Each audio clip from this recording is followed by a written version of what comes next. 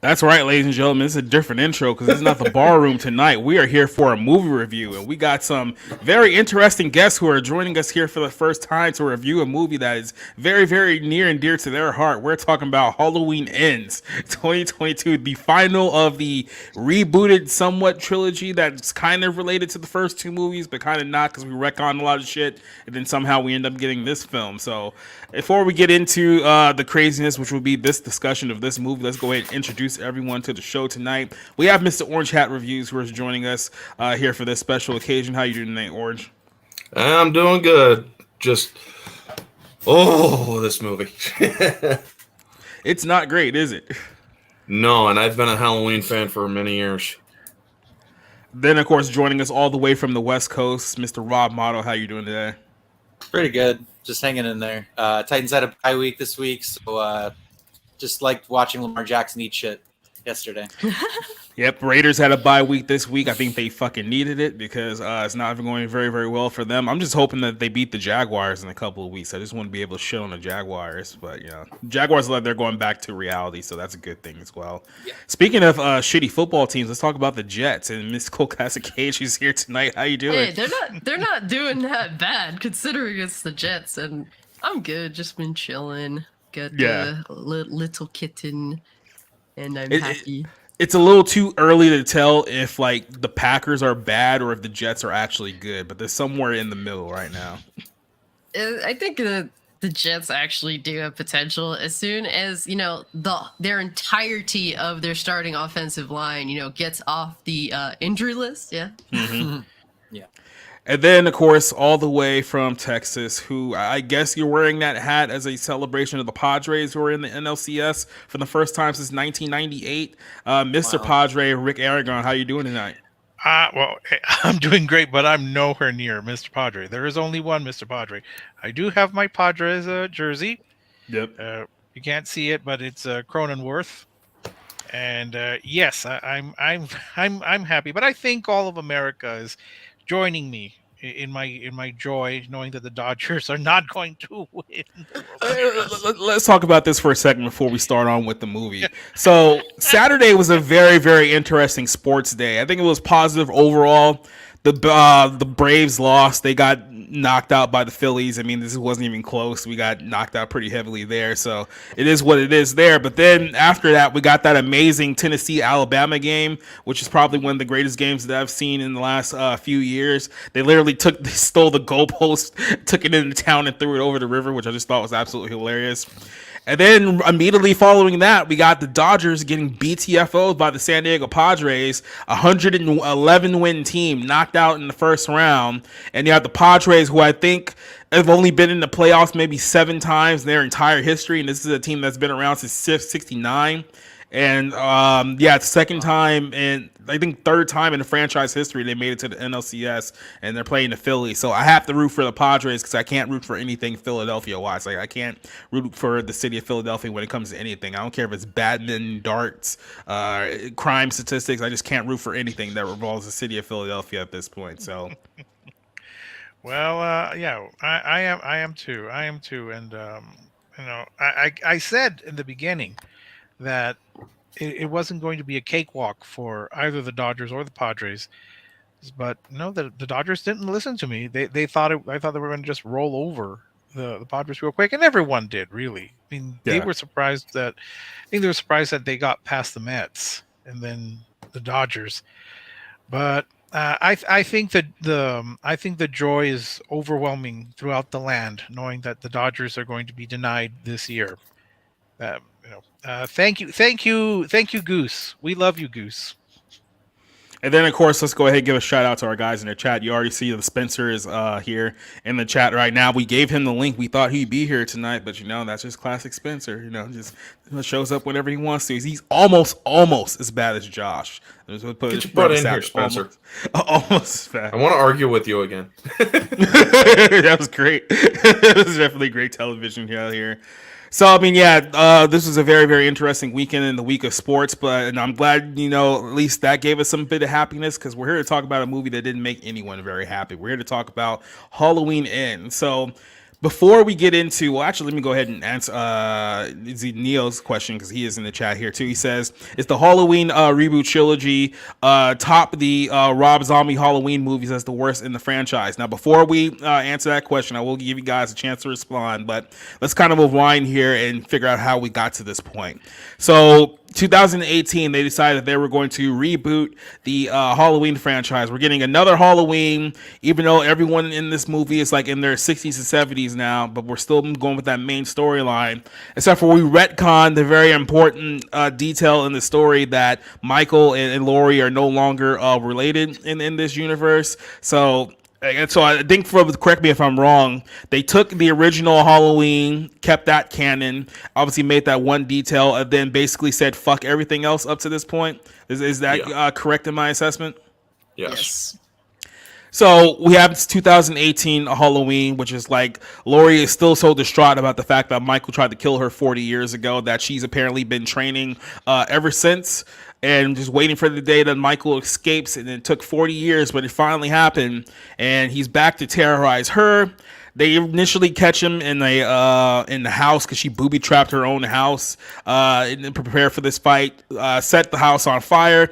That did not help. Michael lived. He escaped. So then he started terrorizing the entire town, stabbing people, killing people. The town goes crazy. They decide that, we need to team up and beat Michael. Evil dies tonight, as you've heard so many times throughout the course of this trilogy. And of course, what happens? They jump him in the parking lot, essentially. They beat Michael Myers up, but Michael is still alive because apparently the more he kills, the stronger he gets. That was a line that was used in the second one that I don't think they even reference here in this one whatsoever. The more he kills, he transcends. Yes. Something that goes directly against what they said they were doing with this freaking trilogy. That's like, we're not going to make a supernatural Michael Myers this time. What you do in Halloween He's Kills? a supernatural character. Like what? Yeah.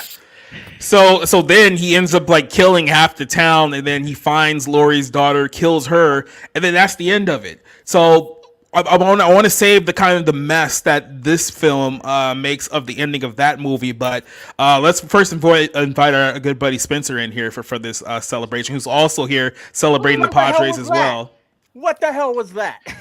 That's my reaction to this movie. That's basically what we were all saying coming out of that theater. What the hell was that? I cannot wait to get into it. That was just... I think for everybody who doesn't know, we have a Twitter chat so we can send the link for this show.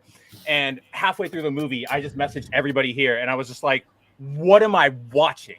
Like, what the hell is this? It was just insane. I'll tell you what you were watching, Spencer. You were watching the Citizen Kane of Halloween films. Shut up. I really did. This made Citizen Kane look good. Not even jokingly is that funny. Oh my god. This is so bad. It's not I don't even want to judge the movie. I want to judge it for not being better. Like for not the idea not being Michael Myers. Because as we're about to find out, he's a very small part of this end chapter of this trilogy. Well, except before we get into the film, let's set this up a little bit. Having watched the 2018 film and then watched Halloween Kills, which a lot of you guys said you hated that movie going into this and you thought that this movie would be better as a result. What was kind of your feeling, at least going into this movie? Were you just kind of happy that it was over? Did you actually think that this had a chance of being good? I thought that there was a good chance of it being good because, I mean, at least where the other one ended, even though it was like Evil Dies Tonight, which I laughed at because they kept repeating it in Halloween Kills. Yeah. It's literally their version of with great power comes great responsibility. Like they just keep hammering it home, and it doesn't mean anything. But I thought the movie would start from Spider-Man. where that one ended, with Michael going on a killing spree, and just like it somewhere ends, But it just that would at least be somewhat of a satisfying ending, because I just wanted to see people get fucked up and like cool kills and just chases and shit, and just it didn't provide that at all. I mean, go ahead, ladies first. Thank you. I was just gonna say that oh my god, I genuinely did think that Halloween Ends would be better than Kills, specifically because Kills is just that film that literally feels as though it's smashed in between two ideas. It honestly, I was like, I don't feel like this Halloween Kills needed to be there. With Halloween Ends, I'm like, okay, now they have an ending they can work towards. So having a closeout that's interesting instead of leaving you on a cliffhanger like Kills would have, like, I was enticed by Ends for that specifically. They can actually close this out in an epic way, and that wasn't the case at all. Yeah. I mean, to be completely honest, I'm more of like, I didn't hate Halloween Kills, but I didn't think it was great either. I only recently in the last couple of weeks saw the extended edition, which it's like, you guys sold the extended edition as the version that is definitive for the story, because anything you get, it's the extended cut, and then you get the theatrical cut as an option to watch, which they don't usually do that a lot. Usually you get the extended edition as an option, especially in the digital libraries and whatnot, like Voodoo and such. That reminds me of the weird thing they did with Escape Room. I think number 2, like those escape room movies, like the theatrical cut is like a literal entirely different movie than the like the director's cut. Like it's not quite as bad as like Black Christmas 2006, where they put a whole bunch of shit in a trailer that was never in the movie to begin with. Oh man, yeah. Oh yeah. That. And then they had but as I was saying, you got the extended cut. Laurie Strode's leaving the hospital to go after Michael. With the butcher knife in hand. And then you're telling me this movie comes up 4 years later, or it's been 4 years. I'm like, wait, you guys actually did this? This is what you plan? What the fuck? Well, we're definitely going to talk about that, because I think there was a specific creative decision that they made, which is the reason why they decided, because all these 3 of these movies were supposed to take place in the same night, and they made a change at the last minute to change this one to 4 years later, and they did that for one specific reason. I think it's a reason that everyone on this panel is going to absolutely hate, especially after watching this film. But so a quick question, because Neil had asked us. I just want to let you guys go off there. How do you rank this series of movies versus the Rob Zombie ones? Because I was talking to Tom about this not too long ago. He still persists that the Rob Zombie Halloween movies were far worse than this. So do you guys agree that the Rob Zombie movies are still that bad, or do you guys hold this up as even worse? So I recently... go Cassie. You should definitely start this. So I recently rewatched both Rob Zombie's Halloween 1 and 2, I think about last week or so. And honestly, it's one of those things where it may not be your flavor as a Halloween fan, especially if you prefer like the older ones. But I can say if you can just accept that it's like super white, trashy, annoying in that way, Rob Zombie at least had a vision and he went through with it. It doesn't feel like it keeps changing course like this trilogy does. This trilogy has no idea what the fuck it wants to be. The big reason why I was behind David Gordon Green and Danny McBride is specifically because they said, look, we're just going to axe all these films except the original one. And to make the story, like good, like, not having to follow all these storylines that ended up making the series convoluted. And despite axing all those movies, they still made a complete mess of a trilogy that keeps like flipping. It's like too much, man. Yeah, I mean, I don't know how many times the canon has changed in the course of this movie, by the way, but yeah, go ahead. Oh my god, dude. Yeah, we'll get into that. No, I was just going to agree with Cassie where like this isn't one of those cases where like I look back on the Rob Zombies now like and go, "Oh man, those actually were great Halloweens." Like they're still whack as Halloween films, but yeah, like Cassie said, I can give like A for effort, you know. He tried, it was at least in the spirit. It was, you know, it didn't work, but at least he tried. They're scary. Something that they're legitimately scary ass films, you know. Oh yeah, no, like the imagery is super brutal and super like, oh shit, but like that's different than what Halloween is, right? It's like Halloween's supposed to be the subtle, the shape, like not like in your face, like butchering, but you guys know what I mean. Like it's not supposed to be like in the daylight with like gangs of people and stuff. But yeah, I would probably rank Halloween Ends the lowest of all of them because it's just, I mean, we'll get into it. Like I have no words. I mean, honestly, I've seen the Rob Zombie ones. In a weird way, I actually like those movies better than this one because as fucked up and on crack as frickin' Rob Zombie was when making these movies, because he had to be to make them the way he did. I'm like, dude, at least you tried. This one looks like this one looks like the David Gordon Green guy just gave up. It's like it feels like it was written by committee, like so hard. Like, I mean, honestly, like Cassie said it. Yeah, four writers said it. Yeah, Cassie said it in her review. It's like this movie is just basically a remake of a different movie that has nothing to do with Halloween. Yeah, it really feels like he just wanted to do a remake of Christine. Because the main character of the story literally constantly referencing Arnie Cunningham the whole time. Keith Gordon. You know, you guys are really not encouraging me to watch any of the other. Watch the original Halloween. And then what was it, 17 when the new one came out, like Halloween 2017? 40 years later. Watch that one and the first one, and I think they're solid. Maybe H2O. No, Halloween. I mean, I believe they actually want to put a little tag on the end of the first one called Halloween Dies or whatever. But it's like Halloween Dies, Halloween Kills, Halloween Ends. And it's like if you watch Halloween and Halloween Dies, we'll just call 2018 Dies. That's perfect. If you the other two movies don't.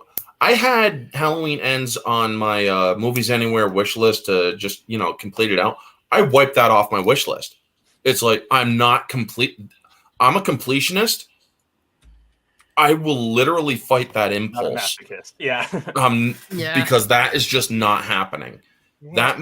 This movie was not a Halloween movie as far as I'm concerned. I will, I've already requested the first Halloween, and I think the Halloween 2 from the library, and I think we have Halloween Kills as well. We might have Halloween 2018, so maybe I'll go back. There's a few of them on Peacock, Rick, if you have access to that. Oh yes, I still do, thanks to Jacob, because I've not canceled it. But Halloween 3 I know is on there. So I'll thanks. I'll maybe take a look at those. In due course. Yeah. As I work my way backwards. No, I have seen all of these movies, by the way. Now I've seen all of them in the last month, with the exception of the Rob Zombie movies, which I've seen, but it's been a couple years. I would say Halloween Ends is the worst. The absolute worst. Yeah. Because even Halloween 3, which is not a Michael Myers movie, is a better Halloween movie than Halloween Ends. Well, they do have Michael Myers in it in a commercial in the background. I think, like I said on the Twitter, if it had to be Halloween Ends so that Corey begins. That's basically the whole. That doesn't even work because even he's dead. We don't know that. They didn't even commit to that. Like, what the hell? Okay, we need to get started here because everyone's just ready to pop off. Yeah, exactly. Also, before we pop off, what an awful movie name, Corey Kills. Like, that's so bad. Yeah. Or, Corey it sounds like something that Corey four begins. writers would come up with. It absolutely does. All right, let's go ahead and just show people the teaser of this very, very awful movie. It's Halloween. We're gonna have a good time tonight. The boogeyman is coming. He's gonna get you. He's gonna get you. He's gonna get you. He's gonna get you.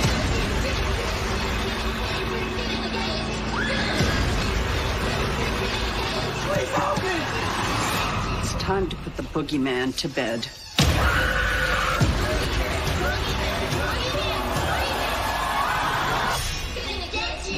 Halloween ends. Rated R.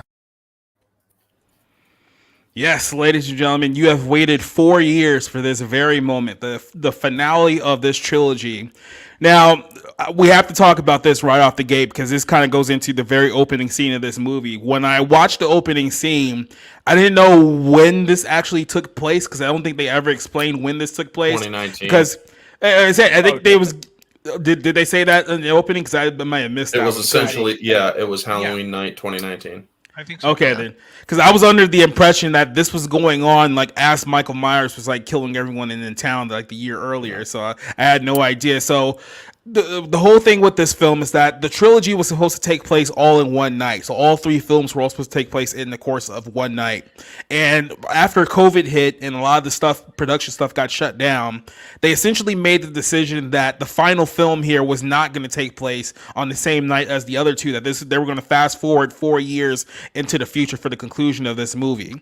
Now, by doing this, it really, I guess, makes that second movie, the Halloween Halloween Kills, where that movie already felt like a whole bunch of filler that was just trying to like push us across to like this film. It made that whole film feel pointless now because, as you were saying earlier, we ended with Laurie preparing to get rid of Michael Myers once and for all, and then the very end shot of that film is Michael Myers killing Laurie's daughter. So we think that, okay, we're gonna just come off right from where this started. We're gonna start off hot. No, Michael's killed half the town. He's killed his daughters. Like, they have to stop this guy, right? But no, we flash forward to, I guess, a year after that took place. So we don't even know what happened after that night, right? Bro, so they hand wave over all of Judy Greer's stuff. They literally just place that little plaque on the wall of like her hands from when she was a kid, and that's it. Like, get the hell out of my face. Yeah, before we get to that scene of exhibition, we got to deal with this scene. So we have this kid called Corey, who's a 21-year-old babysitter who's babysitting some very, very annoying rich kid. And I'm not sure if it was with you guys or I was talking about this with somebody. How I think it might have been with Gas last night, me and Cass. We were talking about how that kid in that scene where the kid he's babysitting is like literally talking to him as if he's like a 40-year-old adult, like not like a child would talk to another human being. And I was like, yeah, they don't even know how to write for children anymore, right? So he's like talking to you, like I just wanted to like smack the kid like right out of the gate. It's like, I know the babysitter's probably gonna bite the dust, but this kid needs to go too, right? So the whole setup here is that this kid is in the house alone with Michael Myers, and they kind of set things up like, oh no, is Michael coming? Because the doors are opening and no one knows why, and there's knives on the kitchen, so you're just waiting for it to happen. Yeah. It turns out the kid goes upstairs. Corey gets locked from the attic from the inside somehow. I mean, I know like some houses are like old, but I don't know how they managed to get locked in from the inside like that. So he's sitting there like screaming, let me out, let me out. So he decides that he's going to kick the door down. In the course of doing that, he falcon kicks this like 10-year-old kid.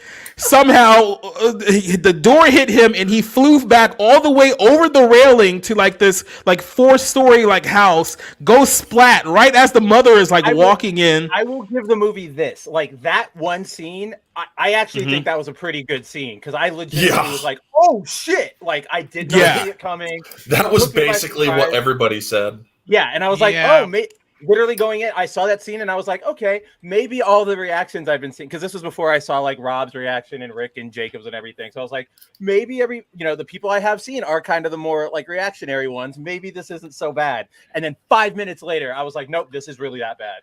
No, because after that scene, you don't have anything happen in terms of a kill or a death for an hour plus. You get it's just like Friday. You mean they did that? Are you telling me they literally pulled a Halloween 1? The original Halloween, where they show the initial kill, and then not an until literally an hour later. Well, it's not even a kill. Yeah. Go ahead. It's an accidental death. It's an I know. Here's the thing. And to be perfectly honest, Jacob was kind of annoying, so I kind of deserved it. I mean, I don't want to sound harsh.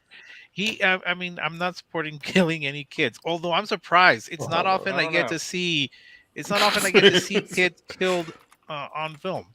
That is something that they finally did. It's like, at least you broke that rule and you did it well. I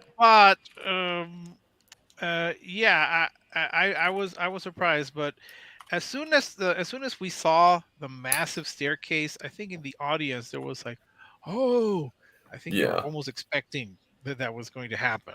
Somebody's gonna either fall in a circle down those damn stairs, or somebody's just going over the dang. What a wild coincidence that the mom and dad get there just at the moment that their son is just falling to his death. Well, here's what was confusing with me. It's like he kicks him when he opens the door, but it's like the door is nowhere near the railing. So I'm like, how hard did he kick him to just like shoot him? Like, I've seen like Royal Rumble eliminations that work that over the top. It's like this kid getting tossed over that railing. I've seen anime fights where they punch each other with the force of a sun and they don't fly that far back. Like they did a lot of license with physics there. But it's like a slapstick or something. Yeah, exactly. Well, like maybe maybe the space between the railing and the door got thinner as you went higher and higher. What is this? Yeah. Oh, that's like the because it did kind of seem like it was getting closer to. When he got to the top of the stairs, you do kind of see that the banister is kind of is rather closer than normal to the attic and whatnot. So it is plausible for that kid to be disoriented going backward and then falling out over. I will say but it happened so quick. It was implied that it happened with the force of the kick. Yes. Possibly, yeah. Definitely. I will say that, with my very limited knowledge of Halloween lore, why does anyone accept being a babysitter in this town? Because it just seems that that's a very dangerous profession. Why do you stay in the town for like 40 years if everybody hates you? We'll get into it. Keep in mind, this is a year after like Michael Myers kills everybody too. And not only that, this kid bounced when he hit the ground. He freaking landed on his head. Yoink! Oh, jeez. Almost lost my thing. It's like, oh my God, dude. He literally bounced and you see his neck just go. And I'm like, my brain literally shut off and I just laughed hysterically. Dude, when the scene when the mother walks in and sees like the dead kid on the floor bleeding out, I was thinking for 1 second, like this dude's literally about to like run out the window and escape. Like he wasn't even there. I did think that too. I was like, dude, is he just gonna run? Like, what was the actress's name who played the mother? Because she looks very freaking familiar. I have to check on that real quick. I mean, it's like I'm like, is that Katie Couric? No, definitely not. I know it's not her, but it's like, God, she looks so familiar. I can't remember what she was in though. But yeah, they come in and they hear the baby, or they hear Corey like, "I'm gonna kill you, you little shit." Then they turn around to close the door, and then bam! I'm like, "Oh shit! I know where this is going." Kind of let him just crawl up to the roof and just tell the parents, "You know what? I lost him up there. He's hiding." It's like, yeah, have you guys seen? Oh shit! He's down. Who the fuck killed him? I didn't. You'd be like, "Oh no, it was Michael Myers." You have a golden opportunity to freaking just be hiding upstairs or something. Just do anything. But no. You freaking had to be looking over like, "Oh shit." And with the knife. Freaking knife in your hand. Yeah. With the knife, and it's like, "Oh shit." And just as I said, "I'm going to kill you, you little shit." It's like, dude, run. Yeah. Run. The next scene should have been like him one stepping out of the window, just like climbing out. I mean, it's like, what are you thinking? Yeah, like this is not going to end well for you, kid. No. I will say this: the title sequence after that, with the pumpkins just coming out through the pumpkins, made that was me actually realize. well done. It actually made me realize that, Yeah, that was each kinda cool. one of the title sequences are thematic. The 2018 one with the reconstituting pumpkin, the one that was just filmed backwards from being crushed, is basically evil reawakening, evil coming back. The other one, or Halloween Kills, is all the pumpkins on fire. And then this one is pumpkins coming out of pumpkins, coming out of pumpkins. Evil is basically being recurring. Yeah. Yeah, And I'm like, because that was I actually never good. noticed that. there's definitely a supernatural element to this film that's not very well defined at all, but we'll get to that one later on. But after that whole scene happens, we immediately jump 3 years into the future. So at this point, we're 4 years past the events of the last movie, and because it's 4 years later and they didn't even bother to give us any kind of conclusion to what happened that night, we just get like a exposition dialogue of, oh yeah, well, Michael killed my daughter, but he disappeared, so I just had to move on. So here I'm living in this house now with my granddaughter, who's an adult, and this is just our lives now. We're not worried about Michael if he may or may not come back. He definitely didn't die that night, and this is a woman who, up to this point, has spent 40 years preparing for Michael Myers to return. But after this movie, after her daughter's dead, it's like, nope, we're just not gonna prepare for him to come back ever again. Well, I appreciated that because it kind of filled in things for me. Complete newbie. See, for someone like him, that's nice, but for me, it's annoying. I'm tired of that. For people who've actually seen Halloween movies, people that are a fan, it's just the most annoying thing. But I can't believe you guys didn't appreciate her voiceover of Memoirs of a Final Girl.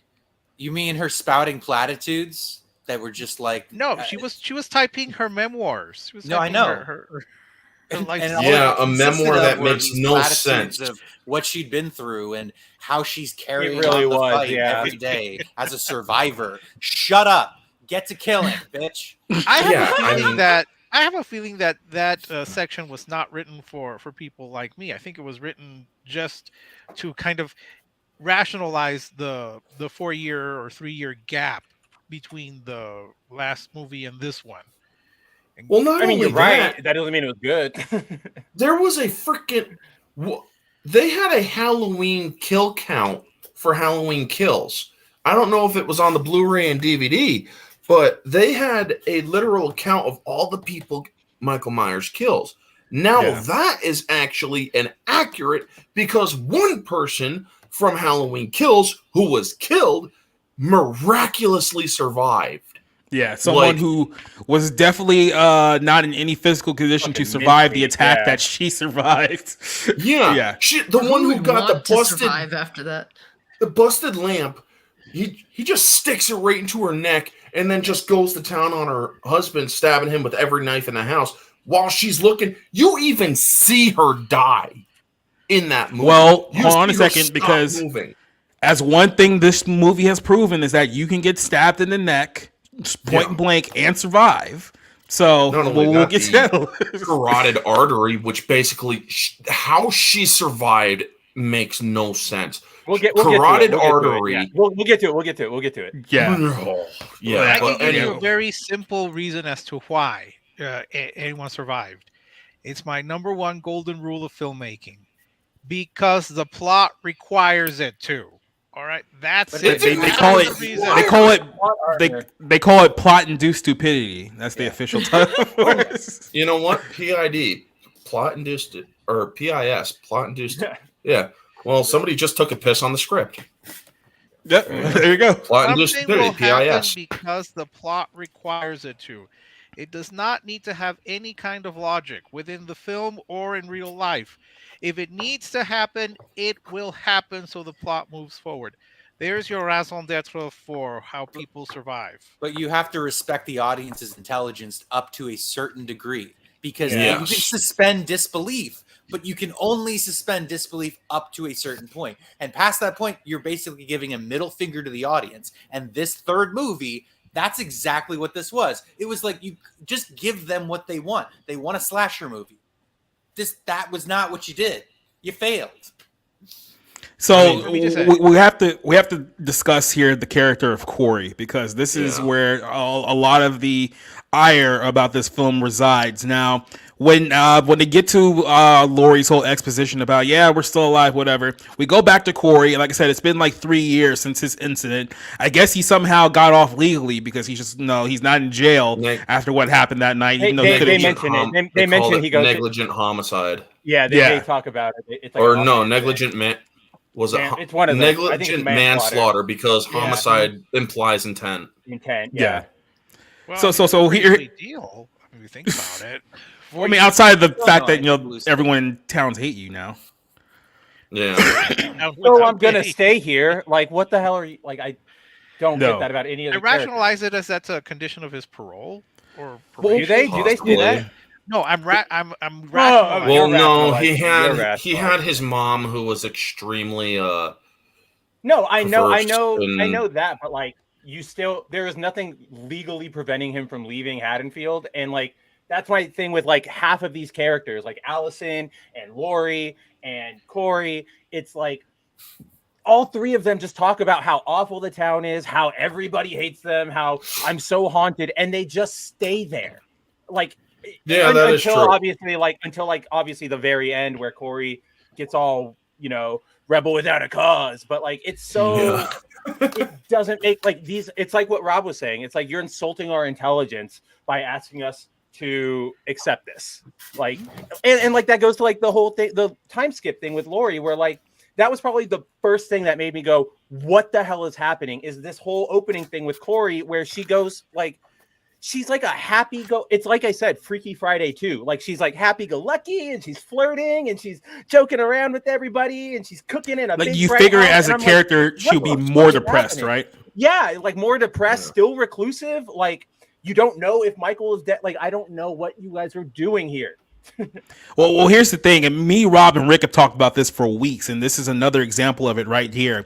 Modern Hollywood writers do not believe whatsoever in the idea of redemption. So here you have a character who you've introduced to us. By the way, introducing new characters in the third film of a trilogy is never a good fucking idea. Like, if you wanted people to care about this guy, you should have introduced him like in the first movie. Like, this should have been the beginning of like the first Halloween that they did, but they did this in a third. Of that first Halloween movie, like the teenagers, like Allison's friend group, like easy, boom, done. So here you have a character who was like, what happened that night was an accident, but everyone like hates him. He's down on his luck. But there's like a scene there where it's like the guy who he works with like gives him like a little motorbike to help him like get around to work. So you're thinking, okay, somewhere around the course of this movie, there's gonna be like a redemption story for this kid where he goes from being like the town villain to like the town hero. Like, he'll get his time to like save his image, whatever the case is. Nope, we never get that, because, like I said, modern Hollywood writers, they do not believe in the idea of redemption. So we're just gonna have this kid turn evil because reasons, and it's literally exactly. And we're literally the whole thing is gonna be because reasons once we get to it. But because this kid has some kind of romantic angle with Laurie's granddaughter Allison. And that's the thing that really confused me too, because Allison kind of like treats Corey like they've known each other like for years at that point. So I'm thinking to myself, I thought to myself when I was watching this, it's like, is this some character from like the first movie that I forgot and like didn't know about? It's like, I was like, I know we gotta like kind of condense things because it's a movie, but what the like, you're going to bat for this dude who you knew for like 2 minutes. You don't know anything about him, but you're acting like, like it's Romeo and Juliet, and I'm like, this is so dumb. Like, I don't like she treated him like they were like friends from like back in the day or some shit. And I was like, you don't even know this dude. It's like, you don't know him. What are you doing? Like, well, I mean, her mom, her grandma brought him in, so obviously grandma knows best. Yeah.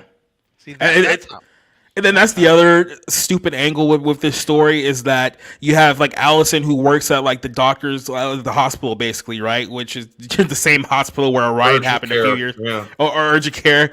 So she's the whole angle of her is that she's working for like this sexist doctor who doesn't take her seriously because I guess she's a woman. Maybe that's the implication that we were supposed to take away from this. But it's like, why do we care about? I thought it was more just like doctors versus nurses.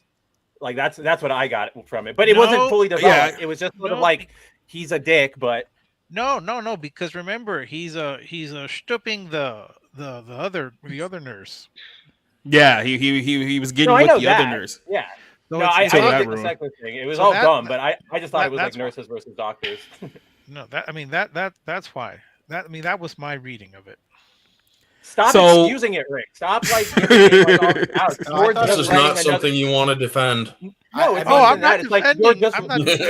I'm not defending it. I'm trying to find a But you can't. Like that's the problem. The more you start talking like that, like you're reviewing a completely different movie because that movie is good and makes sense. And this one does not.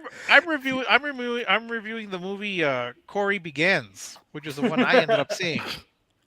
Yeah, we have to remember that Rick hasn't watched any Halloween movie to this one, so he has no concept of like continuity errors or anything like that when it comes to like this film.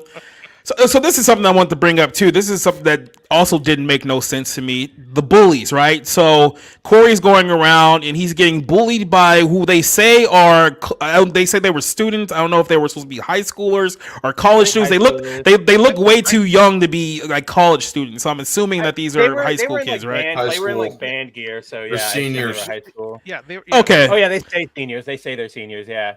So here's my next problem. Corey's getting bullied by a bunch of high schoolers when we've already established up to this point that he's about 24 years old at this point.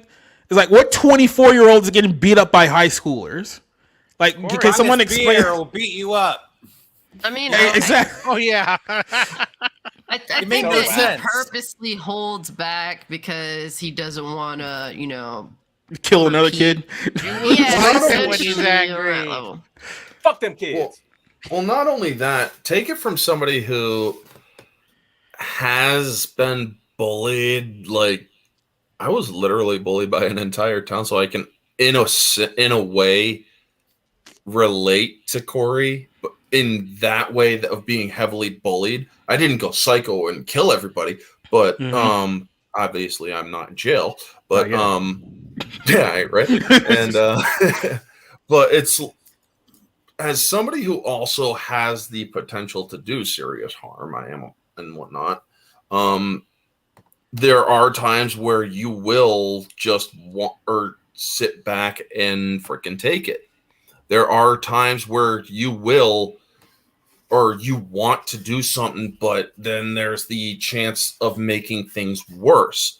Remember, when he was getting bullied, he's gripping that chocolate thing so hard that he crushes it in his hand, and then it cuts into his hand. He barely even reacts to it until somebody kicks his hand chocolate into thing, like they're trying so hard to like retroactively make you think he's like part of this franchise. Like they focus, like when he goes to that gas station and he buys the chocolate milk, like they focus on the chocolate milk because that's what he was drinking the night it all happened. And it's like, is that really anything? Like what the fuck is this? Yeah. Like well, not only that, look, no one's asking you to go like Frank Castle on these kids just because they're bullying you outside of a gas station. But it's like, what 24-year-old's gonna sit there and take any shit from like a fucking 17-year-old like high school punk? It's like just grab him by the ear, smack him in the face, like, get the fuck away from me. Again, I'm going to think that engaging in violence or buying the alcohol, I'm thinking, is a violation of his parole or his probation. Again, but you gotta say that. That's the problem.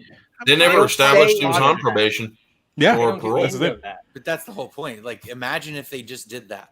They would have at least more of like fabric to create this character and create the backstory. And exactly. Again, I want to be critical of the whole thing because it's a terrible decision.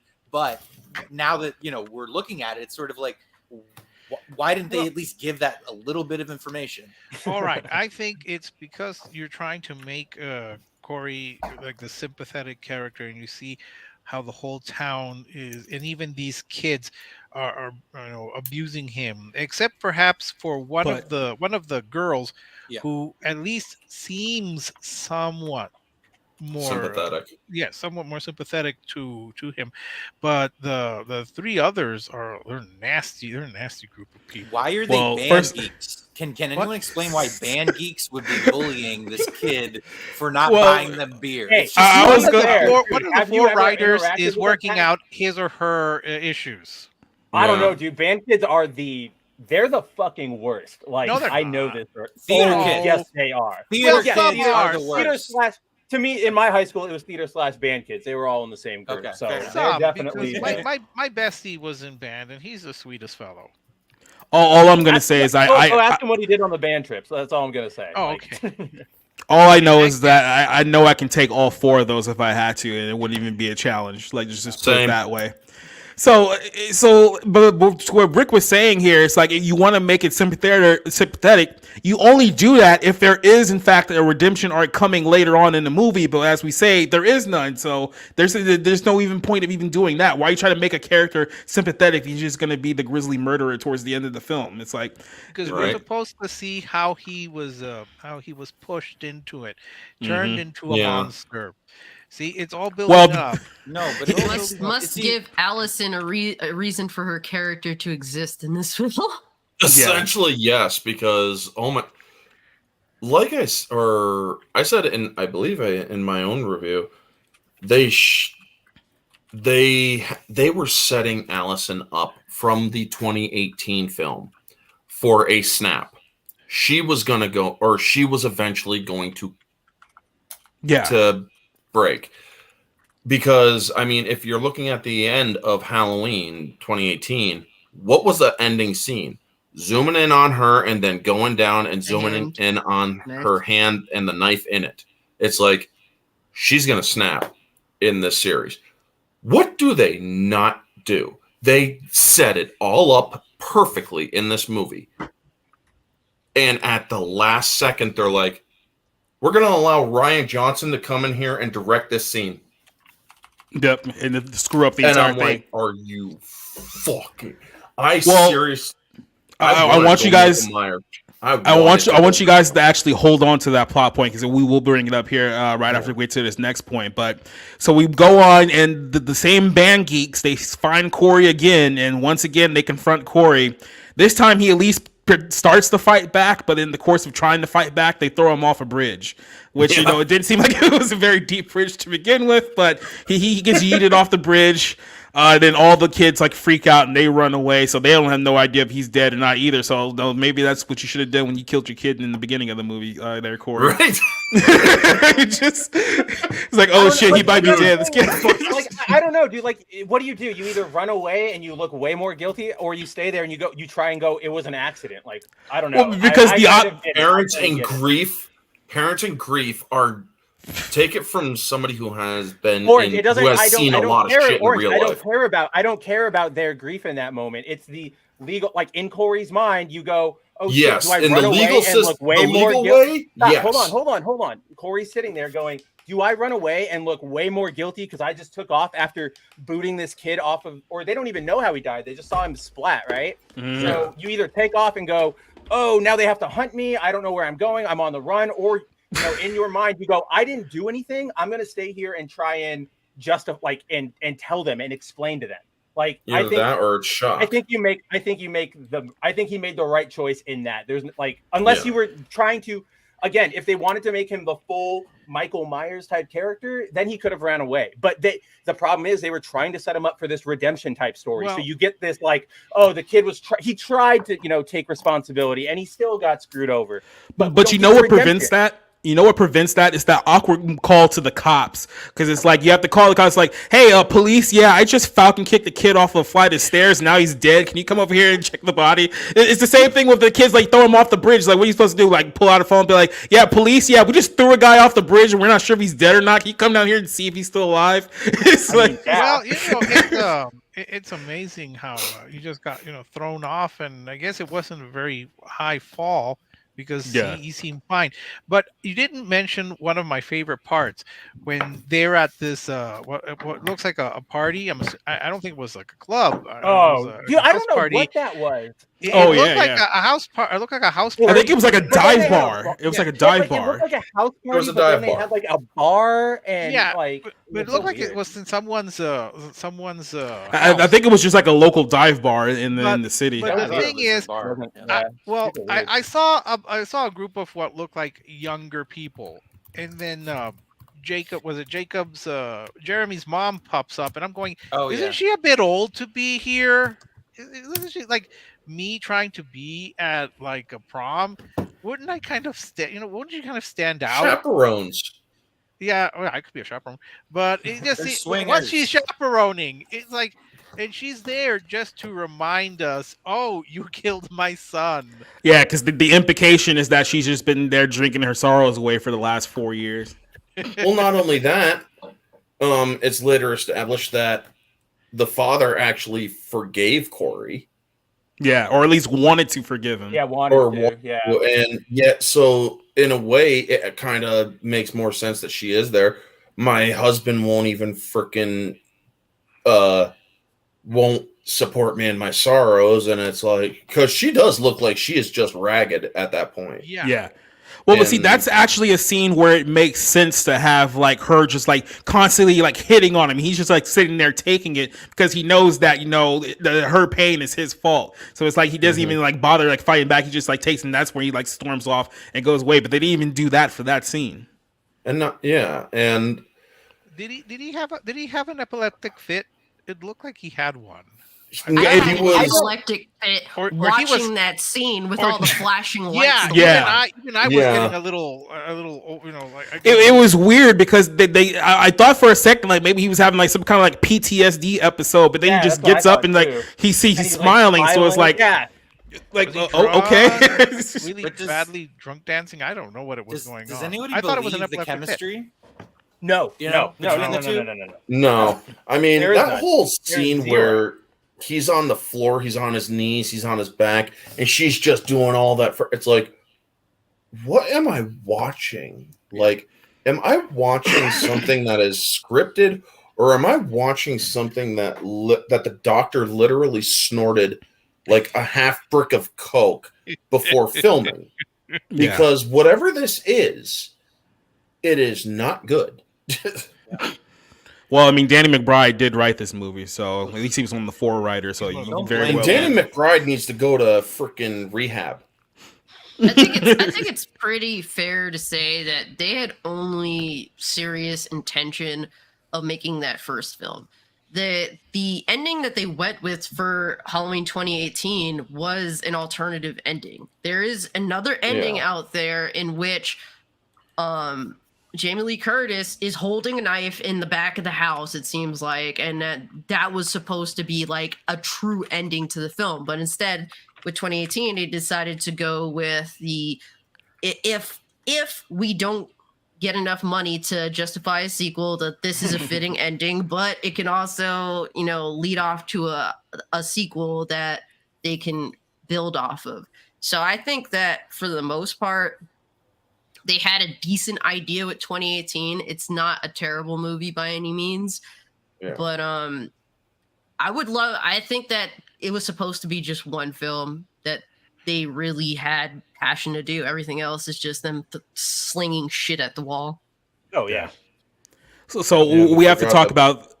Go ahead, real quick. No, I was just gonna say they forgot that they lined the wall with Teflon. But like we have to talk about this portion of the film because this is where I think fundamentally they made a bad creative decision, and this was the decision that this third movie was not going to be on the same night as the first 2 movies. Now, the reason why I believe they did this is they did this for one of 2 reasons.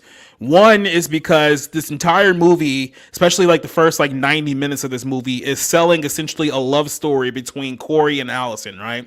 Like, and then we'll get to that in a second because I'm going to dissect that one a little further too. But so I think one of the reasons why they didn't do this movie on the same night as the other 2 is because if this girl just lost her mother, which she gets stabbed to death at the very end of the film, right? So she's dead. There's no reason whatsoever that she would have any kind of romantic relationship going into this third film, because why would she be hooking up with someone on the same night that her mom just got brutally murdered, right? It would make no sense whatsoever. We all grieve in our own ways, Jacob. We all grieve in our own ways. Okay, Rick, good prep for your court defense. Yeah. So obviously, in order to make this whole thing make sense, they would have to fast forward the movie, right? Then I also think back to something that Orange Hat just said, is that they were obviously teasing that Allison was going to have some kind of dark turn throughout the course of the film. And maybe in this movie, the original plan is that her having her mother get killed by Michael Myers was going to be the breaking point that broke her into the third film, where she would basically turn into a villain. Her mother, her father, her friends. Yeah. She even mentions all this shit. I lost pretty much everyone except Laurie. My grandmother, yeah. And Yeah. she's driving me nuts. Yeah, and like I'm losing her mentally, so like. Yeah. The question that I have for you guys is that what do you think really happened with the choice to make this a separate, like, years later? Do you think that they did that choice because they wanted to have this love story in the movie, or do you think someone said, we can't have this girl be a villain in this movie, so let's scrap that plan altogether and then move in a completely different direction for the third film? Do you remember when what's her name? Oh my gosh, Jamie Lee Curtis, when she was promoting Halloween Kills, when she was talking about how, like, oh, this is a movie about like the Trump movement and the pandemic and all this crap, and then she kind of said the same thing about Halloween Ends, like, oh, this is going to be a commentary on the world we live in right now. I think, like, I didn't realize this. Well, not only that, I didn't remember. Hold on. I didn't remember this until Cassie brought it up. But like, yeah, there's that scene in the very first one, Halloween 2018, Halloween Begins, whatever.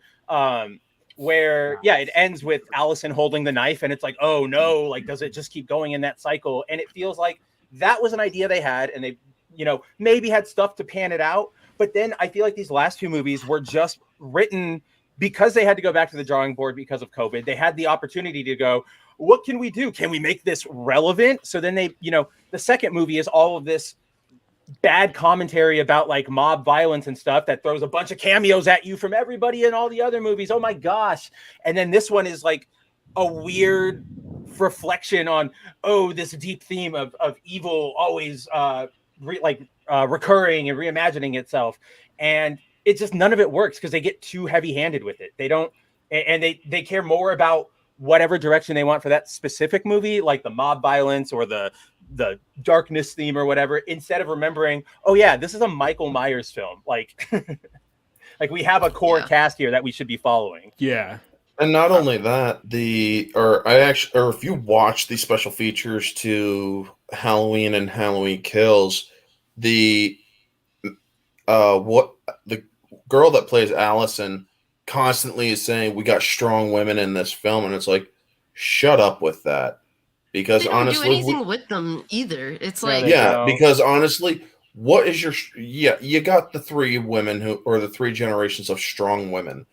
Good for you. But here's the thing. They were literally setting you up for a psychotic break. Yeah, they had the whole thing of in the other Halloween movies where Laurie Strode's daughter kind of goes that route a little bit too.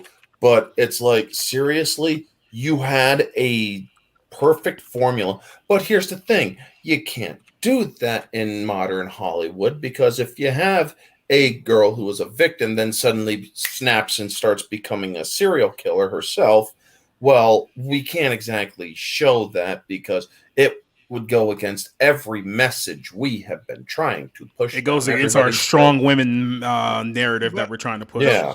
I'll be a strong woman. I'll just kill everybody. So the granddaughter's name again, what was it? Allison. Okay, so Allison shows that she's a strong woman by having a romance. That is how you reveal strength. I'm assuming because that's the whole gist of it. She's having a romance with Corey. Yeah. My biggest problem with all of this is that Halloween, okay, just as a franchise, just as a property, right, has so much atmosphere and music and imagery and symbolism built into just its idea, just its lineage, its formula, its whatever. You can make whatever story you want out of these things, and people will pretty much buy it. But this is what you did. You made some contrived social statement instead of just making a badass slasher movie. And now, but Rob, didn't you like the Easter egg of Corey standing outside the window like he was Michael Myers from the even movie? I saw was that, like, and I'm come like, on. I mean, the summation, like, what are you doing? Like, the summation of Halloween Ends basically is that bullied people turn into evil people, and so don't bully people. It's like that's literally what I got out of it, and it was like, this is so dumb. It's like even children would be like, okay, I'm turning. Everybody's a victim. Well, the message I got is that once you get thrown off a bridge and meet a notorious serial killer, you get 20/20 vision. Because I just became obsessed with the fact that Corey never needed his glasses again. Yeah. And I guess did he get contacts somewhere between all that? Because once he fell off once he got tossed off and was dragged into the sewers by Michael Myers, it's like, oh, he never wore his glasses again, and nobody ever commented on the fact. Oh, did you get contacts? Oh, I didn't even think about like that. You're right. It's like Tobey Maguire and I was Spider-Man gonna when he say got that. his super Damn powers. it. Yeah, it's But like, at least he got. you didn't get bit by a spider spider, you powers. got bit by a mouse. Yeah. You got bit by a mouse and choked by a serial killer.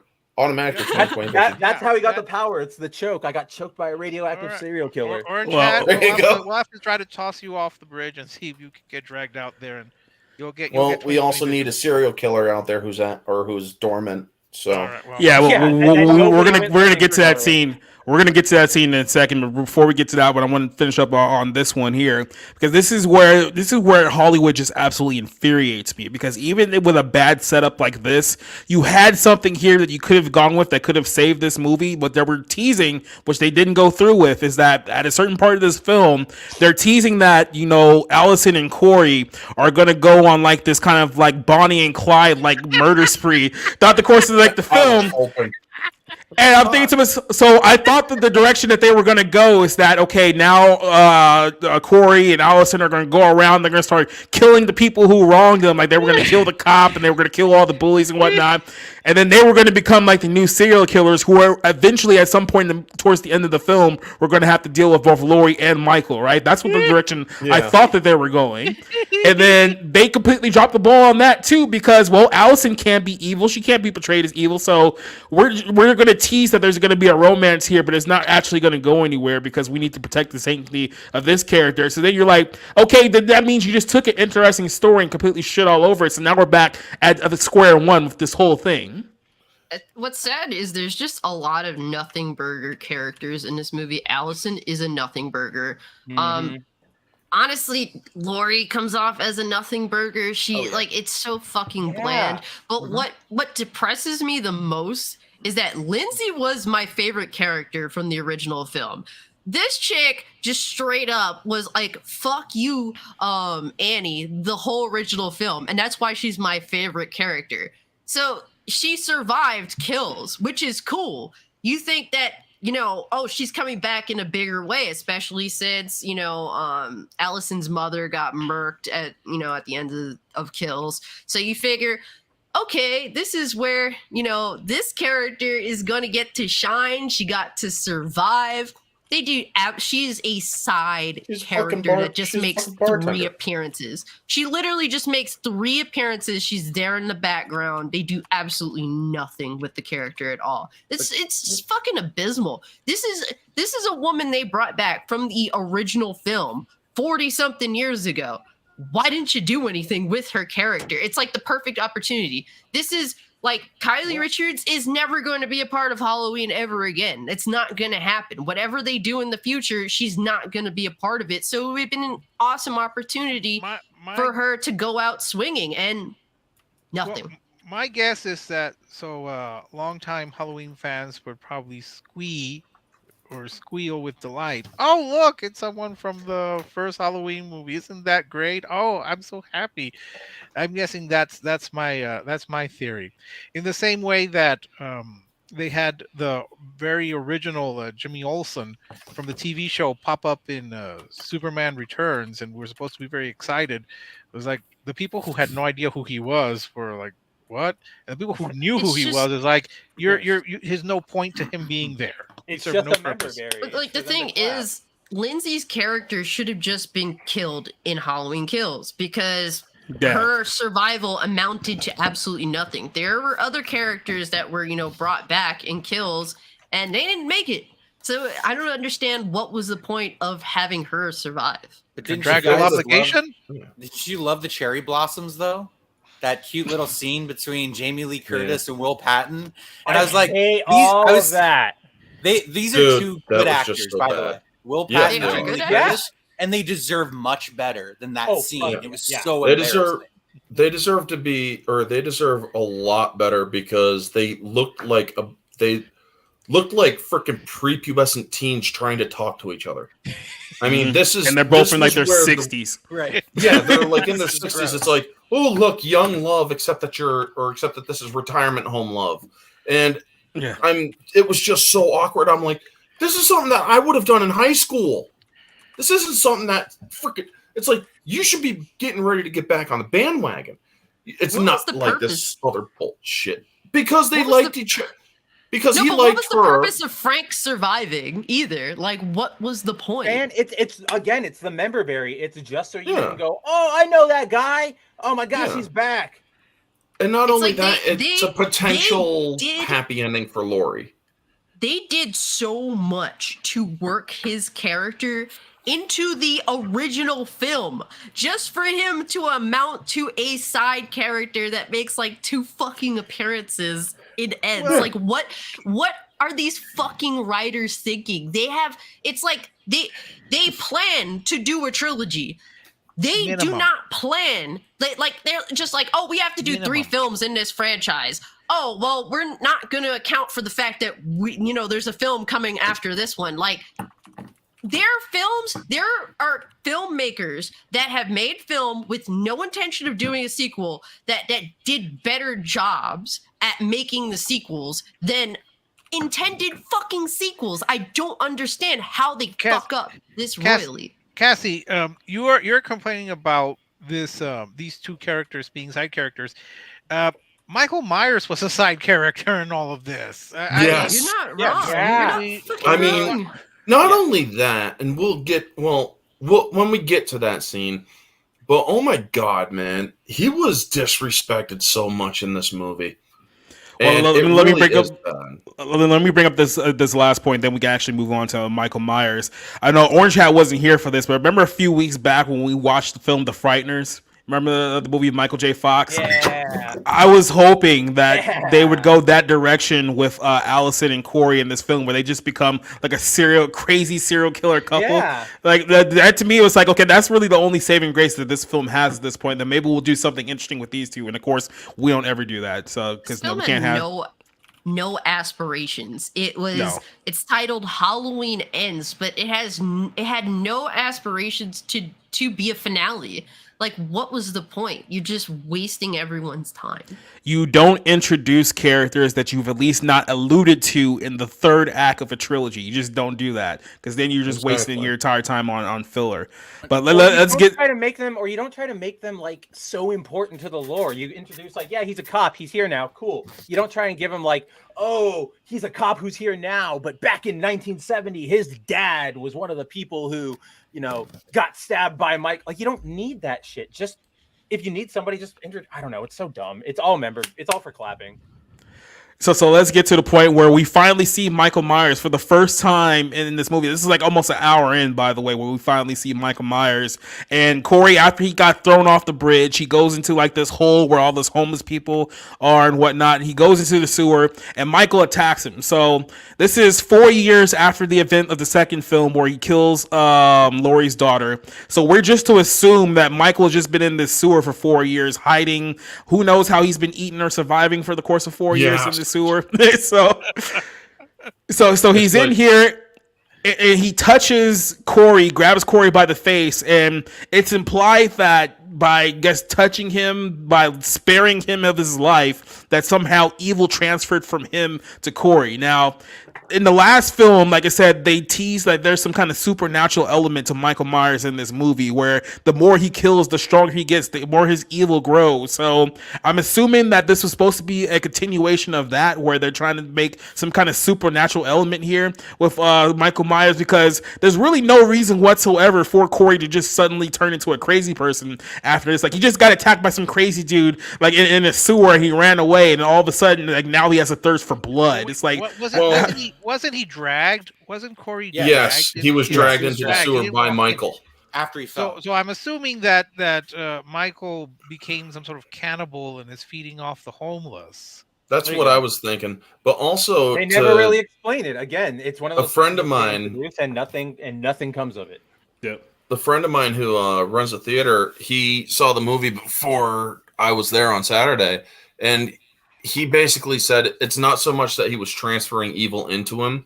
It's kind of how Corey views what just happened to him. Michael grabs him by the throat. Yeah, you see all those flashes and whatnot. Maybe it does indicate a transference of evil, but maybe it's also Corey interpreting this guy, or this is Michael Myers who just tried to kill me, but yet he just let me live, meaning he probably sees something in me, and everybody else has been treating me like shit. So fuck it. Maybe they are right about me. Maybe I am an evil person. Now, that's a weak counter. I mean, I actually believe in the transference myself, because it's like, yeah, you're seeing all the shit that Michael has done. And now, just real quick here, from what I've gathered, from what I was told by people who've worked on the movie, the implication here is that Michael sensed the same darkness that was within himself, within Corey, and that's why he let him go. So that's supposed to be the explanation of why this whole thing happened. So he's a Padawan. Oh my god! But the thing is, it's like, why is it that they imply the whole eyes thing? Besides Laurie, like, recognizing, he has the same eyes as Michael Myers. Like, Dr. Loomis. It's just weird. It's a Dr. Loomis reference, because Dr. Loomis's description of Michael, he had the blackest eyes, the devil's eyes. Yes. And that's essentially, it's the same look that Michael has. There's nothing there. And that's basically what that whole thing was about. It was a nod back to Donald Pleasance's brilliant performance. I took it, except that they did it very subpar. I took it as being more of I struggle with the idea of the transference, but I thought of it more as in, this is a kindred spirit that I can make my protege, and now we can tag team. We can start stabbing people together. Yeah, we can tag, which they did. They did tag team in the cop. One case. The cop that they killed. Yeah, the cop and the doctor. Yeah. Yeah. Well, not only that, it also could be that Michael just didn't have it in him right at the point. He was still kind of very weak, because look at before they dragged the cop in there. Michael is freaking stumbling back. He's unable to freaking choke out Corey, and he just looked so pathetic during the scene when the cop is in there. Well, I took that to be because I'm assuming Michael Myers was probably in his late 60s, maybe pushing 70s, so he doesn't have the energy to go around killing as many people as he used to. But that's just my theory. Well, I took it as, because the whole concept that they built up to this point is that Michael only gets stronger when he kills, but he hasn't killed anyone in 4 years, apparently. Maybe he has in between there, but because he hasn't killed, now he's weaker now. Now his age is somehow caught up to him. It's like, you keep establishing fucking rules, but then you don't actually do anything with them, so we're just sitting here throwing our hands up like, maybe that's what it's supposed to mean? Don't you just find it... Doesn't that just insult your intelligence? Like, I just want to ask Cassie specifically. You're a big fan of this franchise, right? Like, I listen to that. I listen to you guys logically try to say what this scene. I think it's just fucking stupid, and I reject it outright because it's so dumb. Wait, hold on. I ran to the bathroom real quick. What scene are we on? Doesn't that just insult your intelligence? Michael. The whole scene with to Corey. We're still on that. Yeah. Okay, good. I don't No. even know how to answer that. I mean, I feel like this entire trilogy is an insult to my intelligence. I mean, essentially, when this, because it's not shortly after with the whole Michael stabbing the cop and him basically, he's like, come on, do it, do it, do it.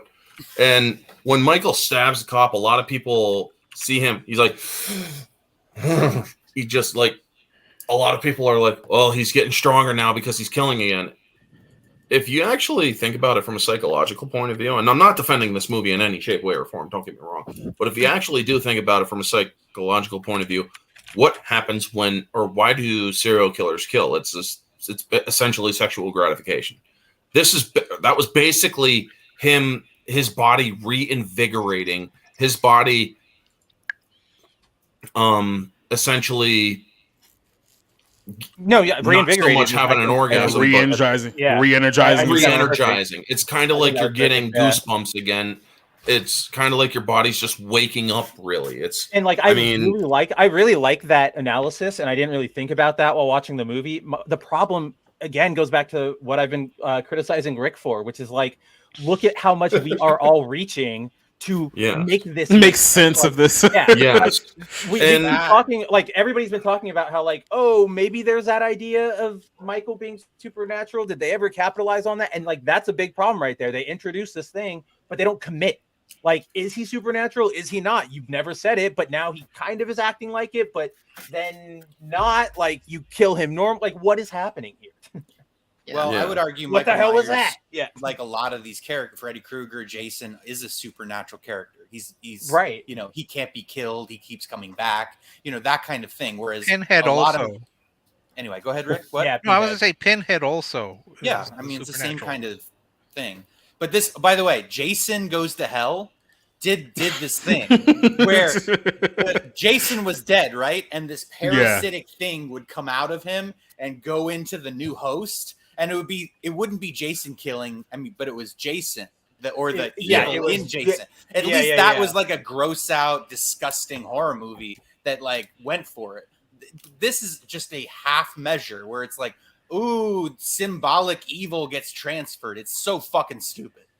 Yeah.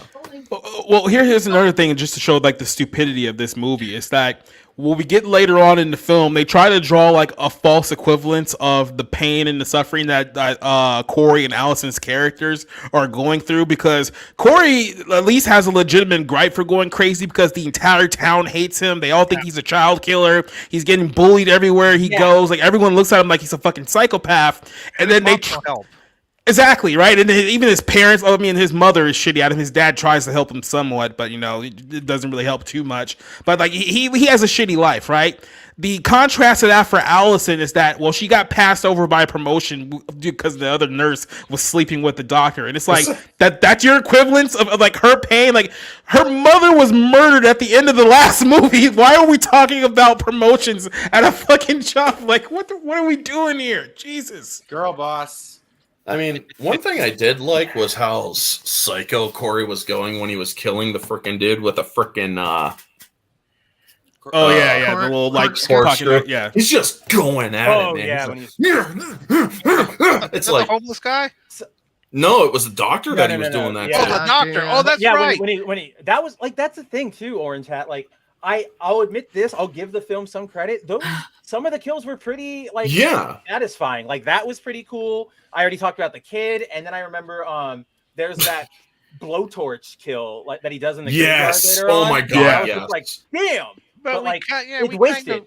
We kind of didn't see that in all its glory. That's what I mean. It's wasted. Like, they have these cool ideas, and then don't. It's like, really these are things that Michael Myers would do. And you're taking that away from Michael Myers. Yep. But it's also weird, like he's emulating Michael Myers. It's exactly that, Orange. It's like, I want to be like Michael Myers. I'm gonna do what Michael Myers did. But Michael Myers was never like cataloged and studied or like documented. Like, he's still this shape. You don't know what he did. Like, this is so stupid. Well, and that's why the end doesn't work at all. Because there's nothing to lead up to it. So there's this ending where there's this confrontation. I know I'm jumping ahead a little bit, but it's like, it's so empty, and that's why it just doesn't add up to anything. All right. Well, my question is, So Corey's killing the doctor, and I'm not exactly sure why he does it. Then Michael shows up to kill the slutty nurse. My question though is, I wondered, did they tag team, or was it just a wild coincidence that Michael Myers shows up to kill the nurse? The implication was that they both went there together to kill those two. Oh, So. I see. I thought that they had tag teamed, and now they were going. And now no, like Corey was the setup, and then like Michael was like kind of like the lead off hitter. Yeah. But I thought, he wanted to see the master at work. Yeah, I thought that they were going to make it like Corey was going to be his protege and kind of metaphorically, if not literally, which he did, literally take on the mask of Michael Myers. So I thought that scene pissed me the fuck off. Okay, well, let's get to that real quick. I just want to address something Oz said, because we used Falcon Kick throughout the entire night. Yeah. Do we want to kick? Do we want to keep Falcon Kick, or do we want to use like the Johnny Cage Shadow Kick to describe? I like Falcon Kick. I guess that works. Honestly, it is that sort of shadow, like quick, like slide over and bam. How about Sparta Kick? This is Sparta Kick. He does. It is really the Sparta Kick. Yeah, the Leonidas. Kicked him to a hole too. Sparta Kick. So let's get to this point. So after they kill the nurse and the doctor, now Corey has an unsatisfiable thirst for blood now, and he's like, you know what? I'm just gonna start killing people myself. So he goes back into the hole. He literally steals Michael's fucking mask from him, like literally like beats him up hand to hand and steals his mask. Exactly. It takes his mask. So the scenes that you guys are seeing in the trailer for this movie, where you're seeing like Michael walking around town killing people, that's not even Michael. That's Corey wearing Michael's mask. So I'm like, okay, so is he now the new Michael Myers now? Is this what they're gonna do? Is this their way of keeping this franchise going? We're gonna kill off Michael, but now Corey's gonna be like the new murderer. So Corey goes around and kills people throughout the course of the night. He finally has the balls to kill the high school teenagers that have been bullying him up to this point. Yeah. He kills like a couple of guys at like a radio station because one of the guys mouth off to him the night before. So now he's on a killing spree as Michael Myers. What would you think of this whole twist with Corey at this? One thing I do want to go before that. One thing I do want to touch on before that.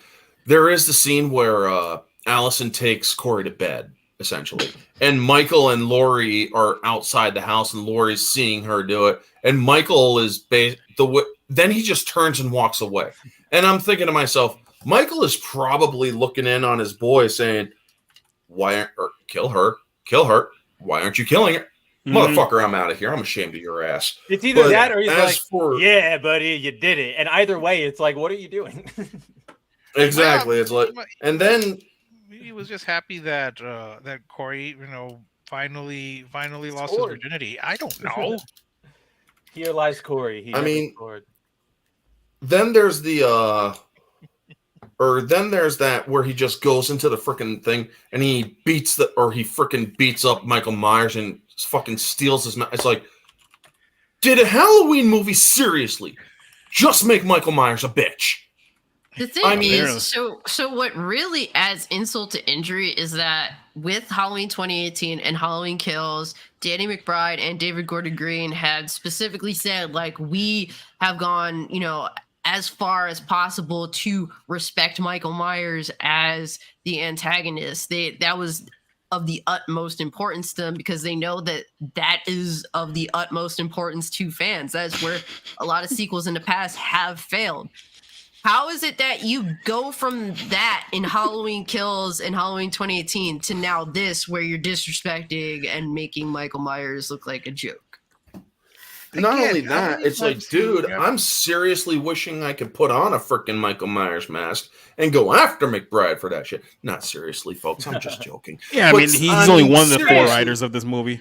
It's minimum, I'm thinking to myself, there has to be more. There have to have been more than 4 writers on this. There's four with credit. Yeah. But I'm with Rick on thinking this. There's probably like 12 of them all in a room. Like, oh, what if we do? Dang, wouldn't it be so cool if you saw the mask on Corey? Whoa! But you know what? Just real quick, that's even more insulting because that means that there was a group of people who sat down at a table like we're doing right now and somehow came up with worse ideas for this movie. Like, think about that. Like, there's literally a room full of people trying to come up with how they're going to put this movie together, and this is what they came up with. Yeah.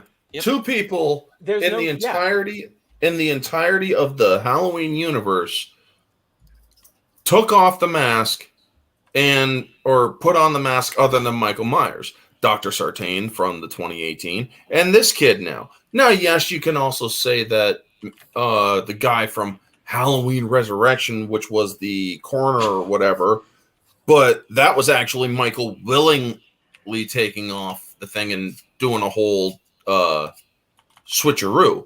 But it's like, did you see how he reacted? One thing they did get right in a way, did you see how he reacted to when his mask was put on by another person? Yeah. What did he do? Yeah. He fucking slaughtered. Now, I will always love the Dr. Sartain kill from 2018, where he just crushes his freaking face like a goddamn melon. That was yeah. I mean, when he when we'll get to that last bit later, but when he gets up and when we get the Michael Myers light kills, I mean, I gotta say the tongue kill was pretty freaking funny. Where the DJ, skipping record and the bouncing tongue and everything. That actually got a nice chuckle. It's like this movie just feels like modern day scary movie films instead of being like an actual horror film. Like when I saw that shit, yeah, it's funny. But this is supposed to be a fucking horror movie. Like the setting just doesn't feel like creepy. The lighting just feels like I can't really get into the mood when it comes to watching this film. Yeah. This isn't getting my horror jollies on, you know. Okay, would this have been funny if Michael's like during the course of the night just found a Rey Mysterio mask and started killing people with the Rey Mysterio mask? Better than a William Shatner mask. Might as well. I mean, Or you could have borrowed that Scarecrow mask from Corey. They could have just. Oh, dude, that was so heavy-handed. Fucking mask was so abysmal. Do you get it? Yeah. He has a mask too. Do you get it, Rick? What? Do you get it? Corey has a mask too. Do you get it? Oh yeah. Oh yes, and yes. But I mean, but you know, then they could have done like a Freaky Friday situation where they take on the other's personality.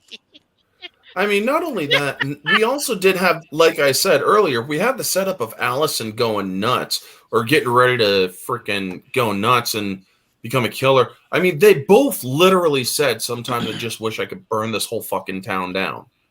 Burn it all down and whatnot. This is the second time.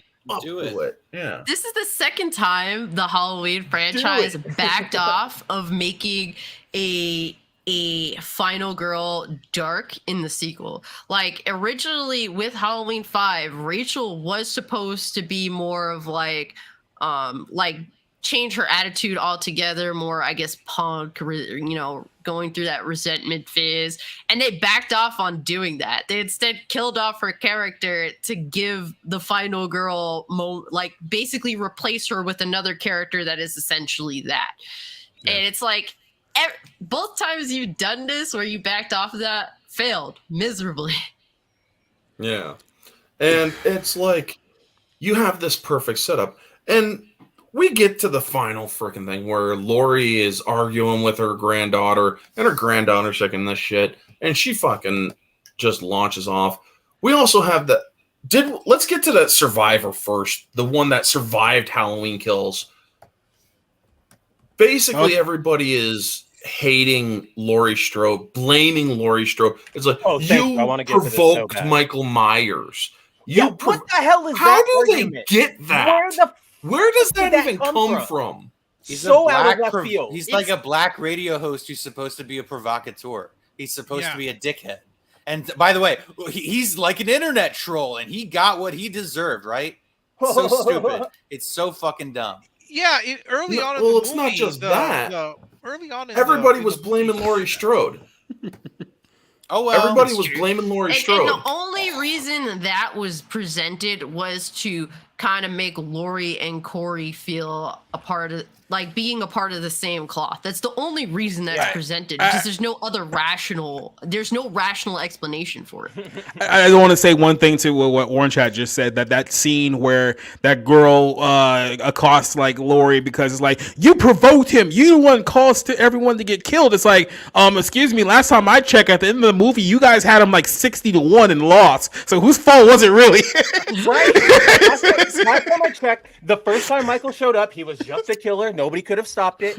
And in Halloween Begins, like, Laurie was just waiting for him. She wasn't provoking him. The entire thing was like, if he shows up, I'm ready. Like, that was the entire, like, I don't get where any of this came from. Like, and not only that, she said, or she only said in confidence to the sheriff, I have prayed every day for 40 years that he would bust out. Oh, that's right. Yeah. That's not. Even then, that's not like public provoking. record. It's just like, that's not even public record. Yeah. So how the hell would like everybody else know that?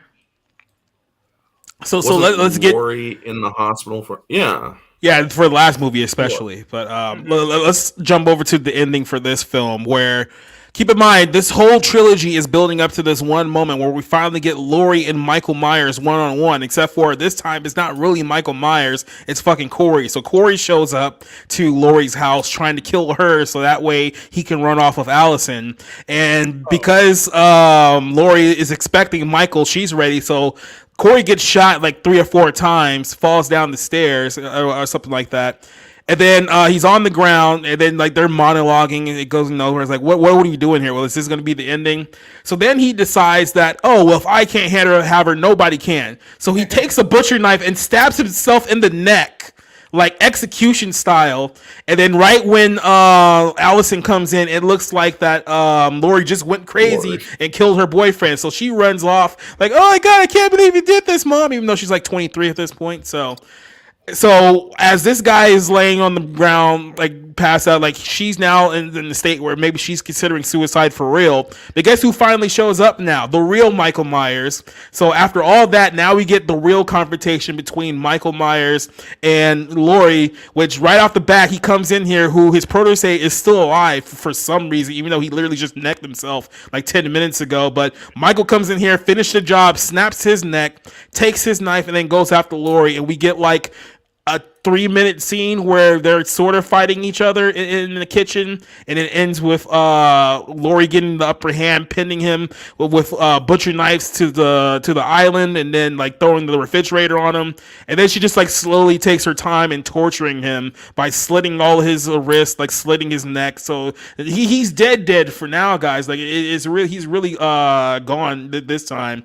Before we get to the ending part of this, we're gonna have a lot of discussion about what did you just think about this whole thing with Laurie and Corey and with Michael and this whole nonsense. Well, I'm assuming that it's supposed to echo the first death, because it's almost similar, where obviously the person comes in and assumes that the person with the knife has just killed the guy on the floor. Yeah. So maybe I'm assuming it's supposed to be a deliberate echo, but.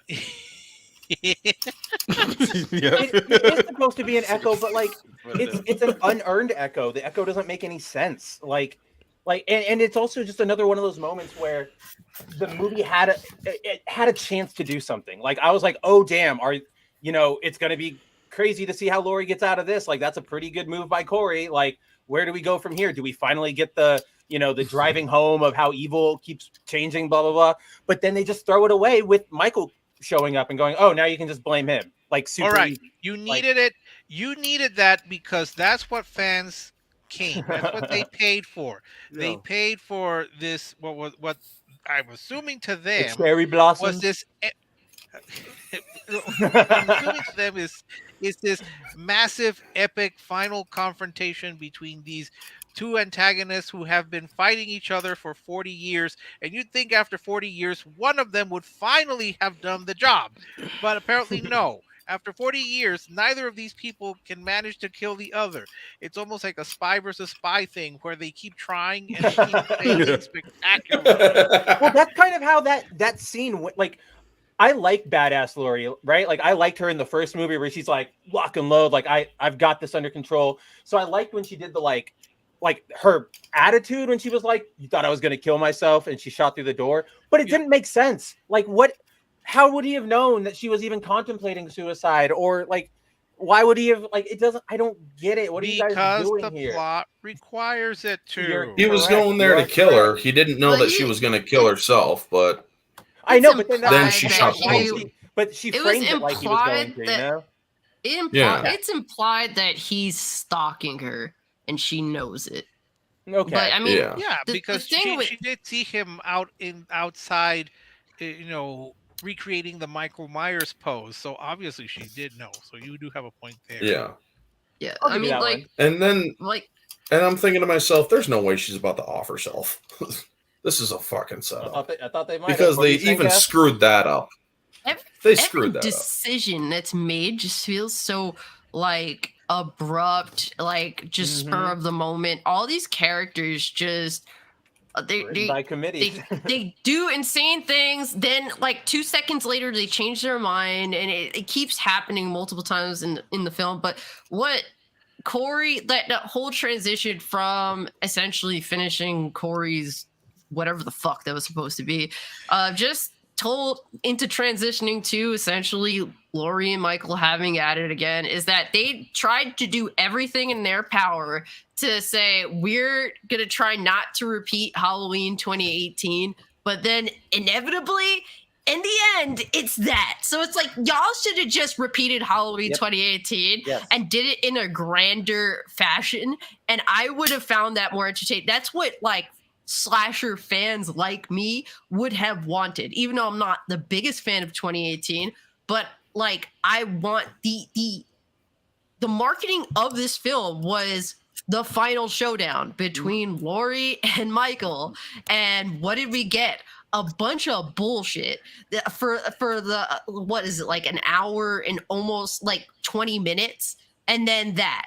And it just feels like two fucking movies. Like the movie didn't begin until like an hour and a half in almost. Yeah. Well, real quick, before I let Rob get in, because I know he's been waiting to rip this part apart, I wanted to roll back just real quick to where it's Corey and it's Laurie, and they're in the kitchen, like he's all like shot up, stabbed up, and he gets to this point where, like I said, if I can't have her, then no one can, and it's almost like a Joker Batman parallel where it's like, even though you defeated me, I still win, right? So he stabs himself in the neck, frames her as the murderer, which you think would be the point where, okay, Corey's whole existence in this film was essentially to turn Allison evil. So now Allison can't trust her grandmother anymore, and that's like her breaking away. She's lost her mother, she's lost her father, now she's lost her grandmother, she has nobody, and now that's going to be her breaking point. And then what happens, literally 5 minutes after that whole thing goes down, she's driving, and all of a sudden, there's like a radio tower on fire for some reason, even though I guess it's implied that Corey did it, even though it's not outright stated. And what happened? She just randomly gets a phone call and said, hey, yeah, we heard that there was a suicide at your mother's house. So she turns around and immediately goes, oh, okay, so she didn't kill him. That it was all part of like the plan. Like, you keep leading into a better story, and you just decide, nope, we're gonna detour right out of it. So, go ahead, Rob. These characters are disposable. The movie ultimately is disposable because of that, and it doesn't respect Michael Myers, and it doesn't respect Laurie Strode as characters. And it's the biggest problem with the movie, because I said this from the start. I would have liked a lot of kills, a final showdown that actually focused on both those characters, and it really failed to do that. The whole character of what's the kid's name again? The 24 Corey Cunningham should never have been a character. I don't really care about Allison. I mean, you guys talking about that it was supposed to be Laurie or Allison turning into like an evil killer or whatever, that sounds pretty badass. And I'm always down for the most interesting version of a movie. Yeah. But like that never even occurred to me because, you know, it just seems like Hollywood would never go in that direction because they have no balls. So, you know, but, and that's the kind of stuff like people. Hey, that was a double pun. Hollywood wouldn't do it because they have no balls, because Hollywood has no balls and the characters are women. I'll be quiet now. No, it's okay. Please. I just but even the promise of that first movie was like, oh hey, these women aren't taking no shit. They're badass, and it's like you could have continued that instead of just harping about the fact that they're women. How about just harping the fact that they're cool, badass characters who like they handle shit when it comes to their doorstep. I just, you know, there's a million ways you could have made it better, more interesting, more captivating for the fans. That obviously there's a market for this, and it just was the dullest and poorest like series of decisions that you could really come up with, and that's really what's so surprising. That's what they did. They did all this misdirection, almost steering it into a good movie, but then at the last second, nope, we're just gonna make it the most contrived piece of shit possible. And it's crazy. It's like, I'm not a writer, but I figured the best case scenario for a Halloween Ends would be Allison is essentially going down the same path as Laurie did, and with how she became into Halloween 2018. Laurie's just like trying to convince her that this just leads down to the wrong path. You're just going to repeat what I'm doing. And you could have built up Allison's character as well as Kyle Richards, who barely had like 3 appearances in the entire, like, these are characters you could have built up to have like epic downfalls by Michael Myers, and then lead up to Laurie having to essentially, you know, come to terms with, I have to stop him, and it's out of justice or something for everyone that has passed away. Because like the thing is, she accepted that doing it out of hatred was just a contributing factor to what Michael Myers is, evil. So it's like, okay, doing it out of justice would be a better thing. And it's like, I'm not a writer. I came up with a way fucking better story than these morons did. I think we all came up with a better angle to this movie than the fucking writers of this film did. But of course, that leads us up to the real finale. And here's the thing, right? So yeah, let's do it. They decide that that, like I said, this whole thing was supposed to take place in one night, and they decided they didn't want to do that. So we fast forward 4 years ahead. So now that we finally killed Michael Myers, we've gotten to a point now where it's like, okay, so now the entire town is going to come in at the very last moment here, and we're going to parade his dead body around, and we're going to show everyone that, hey, we finally beat evil, everyone. Like, it's this very odd scene, and I'm thinking to myself, it's like, these idiots didn't even change the ending to the film, because the only way this whole scene makes sense is that if these 3 movies took place in one night. So after Michael had killed like 60 guys when they had him jumped at the end of the last film, and he's still terrorizing people throughout the entire night, when they finally get him, the entire town can come around and say, we finally got Michael, now let's kill him. Not true, because they had to repopulate Haddonfield after Halloween Kills. Yeah, for real, right? Right. Well, But- I mean, why can't Michael Myers get a state funeral? But it's like, it makes no sense because... But here's the thing, though. The entire town had not been involved in this whole conflict up to this point. It has been 4 years later. So why does now all of a sudden everyone in town care that we finally killed Michael Myers in some house and in a kitchen somewhere, that we're all gonna like get like little lighters and candles and then march around town toward his final demise? Here's another idea that would have been made for a great movie. In to be honest with you, Halloween Kills to me is more of a Friday the 13th movie, and they should have just continued that with like Michael Myers like luring like Haddonfield neighbors into his little nook and turning them all evil to the point where more than half the town is now evil, and then the final decision is to just fucking carpet bomb the shit out of Haddonfield and just be done with it all. That would be an amazing, epic ending of such ridiculous proportions that I would have loved it. Look, the reason that the whole town got together is because not Michael Myers destroyed their one radio station, and now they couldn't get their music played. All right, so they all banded together to to bring back the music. That's why. All right. See, there's a logical answer. At least you could say they didn't play like that "Oh Baby It's the Wild One" song at the end of this film after he finally died, because I think I would have fucking lost it if that. I will give that ending made me so like upset, because I know that they were trying to go for like the wow, everybody's here, like here's the sheriff and all the citizens, and like give you that last final like the sheriff. The sheriff who hadn't been in the film at the entire point at all till the last second. So like the last second, but then like I felt insulted because they showed the kid from the first movie, the little black kid who was like the best character, and I'm like, why? How dare you bring him back? Like, and remind us that you just wasted him? Like, how dare you? It's like I said. Did they clear the bodies that were in that junkyard already? Before? Oh, that's right. No, I don't know. They did. They just left all these. Like, they dragged over. Not only that, there's 4 dead kids and the shop owner who are all still like brutally murdered. Shop owner. Yeah. And then they freaking drop. Step around it. Yeah. And then they drop Michael in the freaking shredder, or in the metal shredder. Here's another thing that they had so much potential with this. Freaking have both Laurie and Allison dip that, have some of Michael's blood just kind of, it's a horror movie, just splatter upward, get a little bit on freaking Allison, have another transference of evil, and just have her fucking slit Laurie's neck at the end of it. Stop with the transferences of evil. They're fucking dumb. Well, I'm sorry, but that's how that's what Rob just doesn't want to watch another movie. That's this is why, guys. This is why horror movies for me are really difficult, because it's like, okay, the suspension of disbelief is so great. It's like, okay, I don't believe in supernatural shit in the first place. Like, I don't believe in ghosts. I don't believe in demons or any of that shit. So it's like, okay, yeah, that's something completely fake is terrorizing me. Sweet. But I try to get in the spirit of the horror movie, which I loved as a kid, and up to a certain point, it's a guy with a knife trying to kill you. Awesome. You go beyond that, it's a little like, okay, can we stop with the metaphors and symbolism, please? Right, honestly, they should have had Laurie die and had Allison be the one to kill him.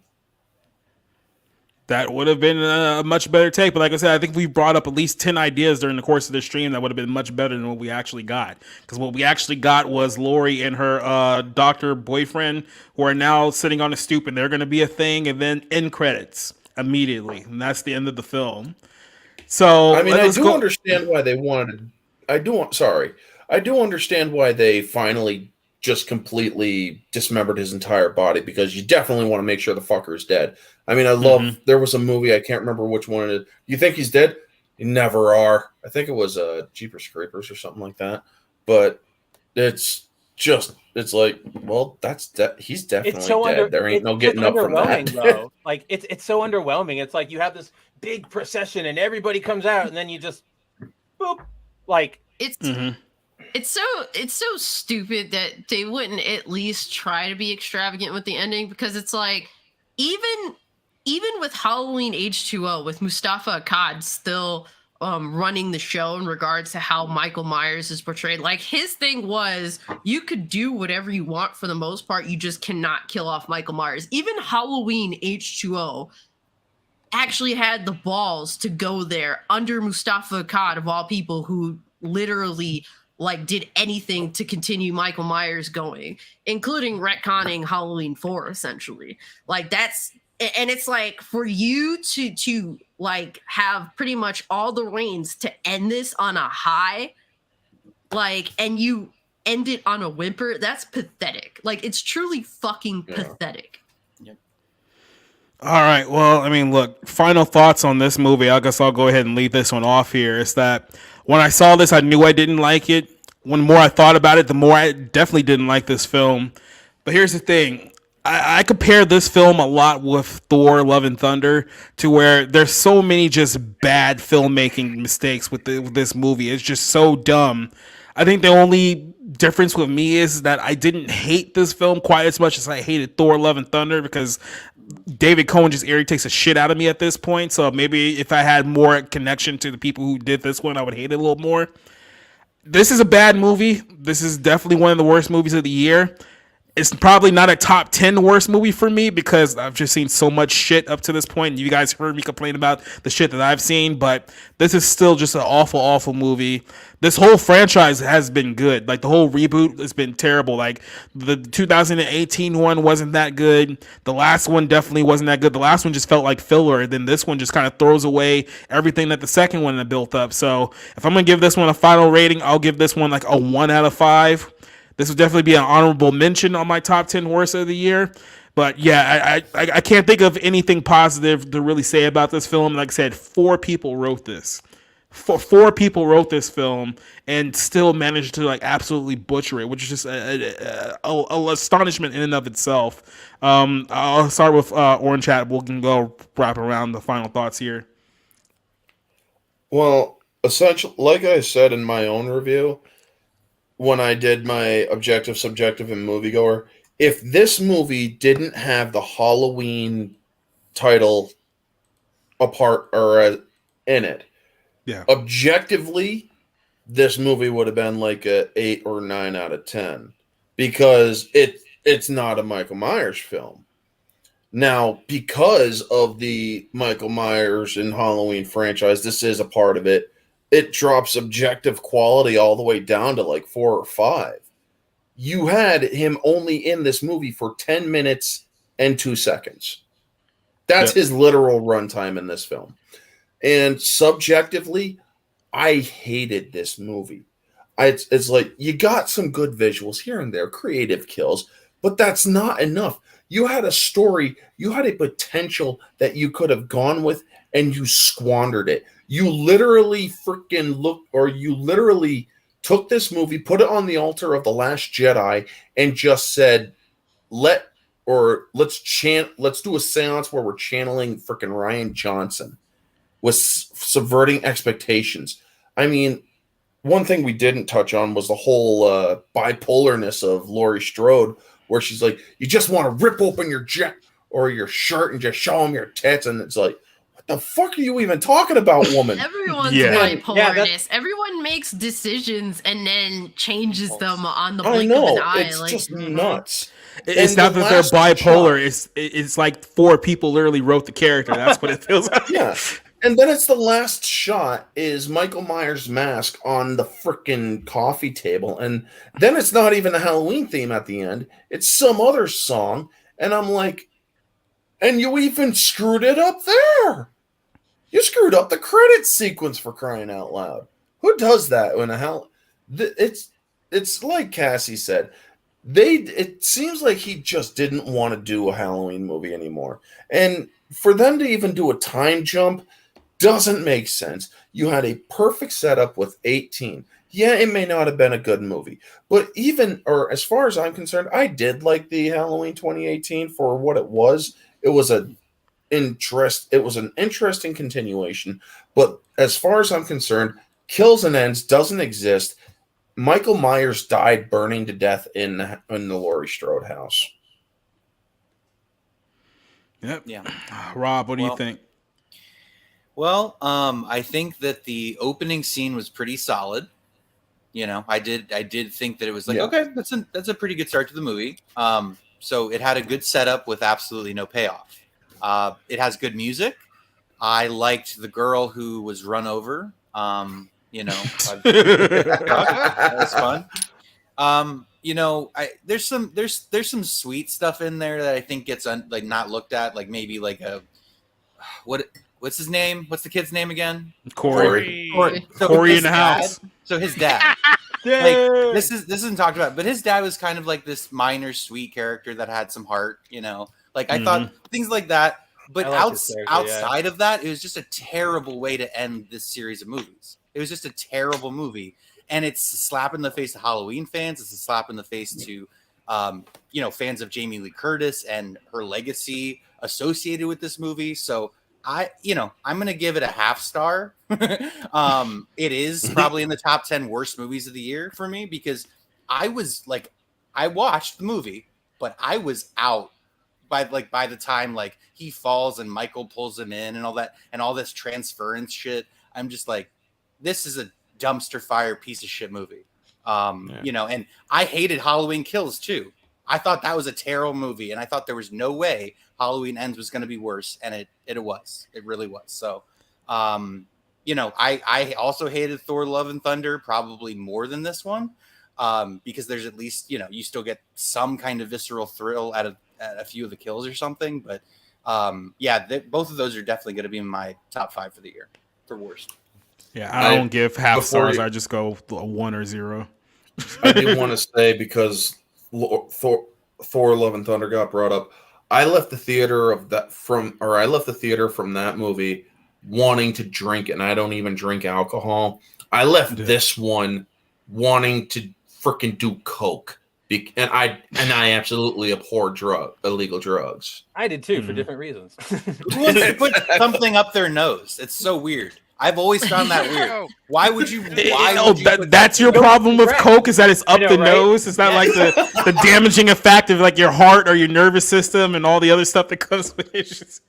I'm not a go ahead, Rick, because I'm pretty sure you're going to have a more favorable review than anyone else here. So, well, I'm pleased and honored to have finally seen the Citizen Kane of Halloween films, as I've lost my Halloween virginity to Halloween Ends, or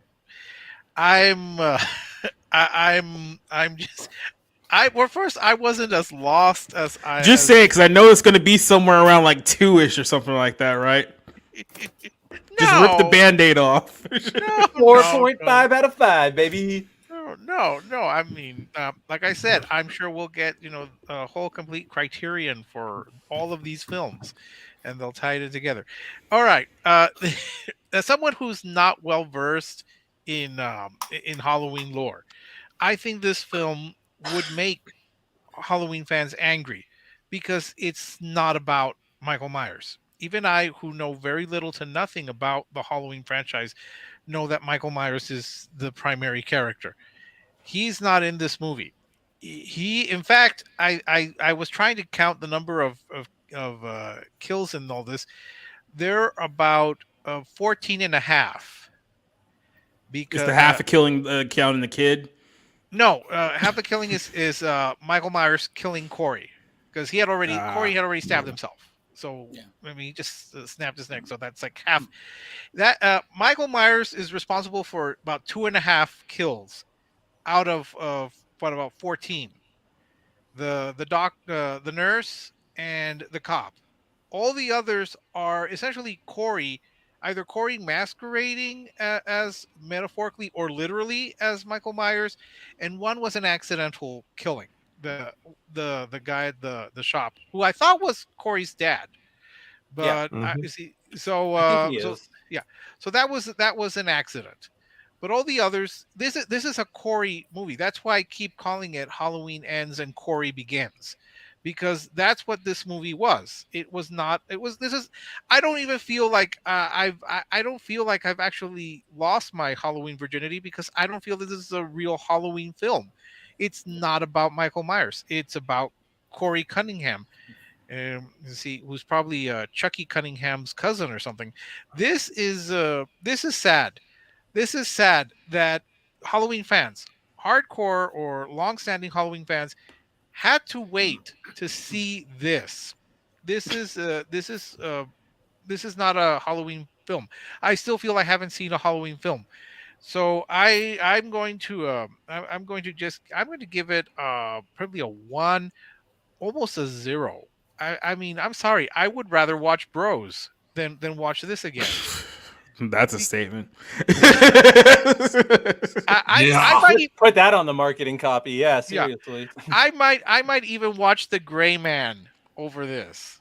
You see, and you know me, the Gray Man has been my standard for.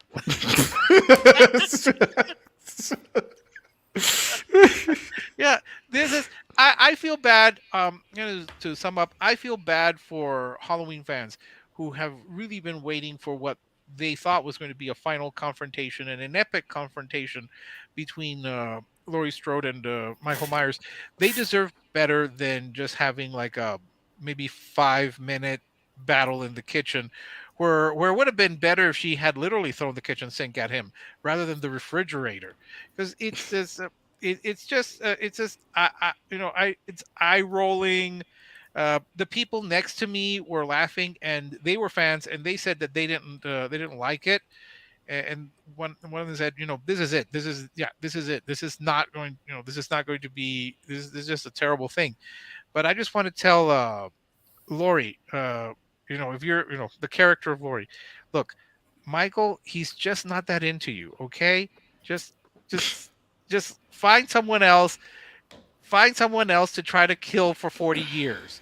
One of you guys get it right. One of you guys, I'm assuming that you finally killed him off, but who knows? I don't know. Just it's a one pushing a zero.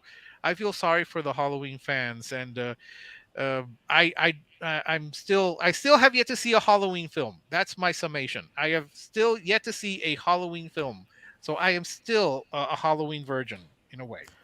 Well, as a broken Halloween fan, Cassie, why don't you let them know how you feel about this? Well, I mean, it's sad that this is what we got. Like, there's the reality is, and it's kind of weird because like 10 years ago, I never considered like thinking about this, but this is it, no doubt the last time Jamie Lee Curtis is revisiting the franchise.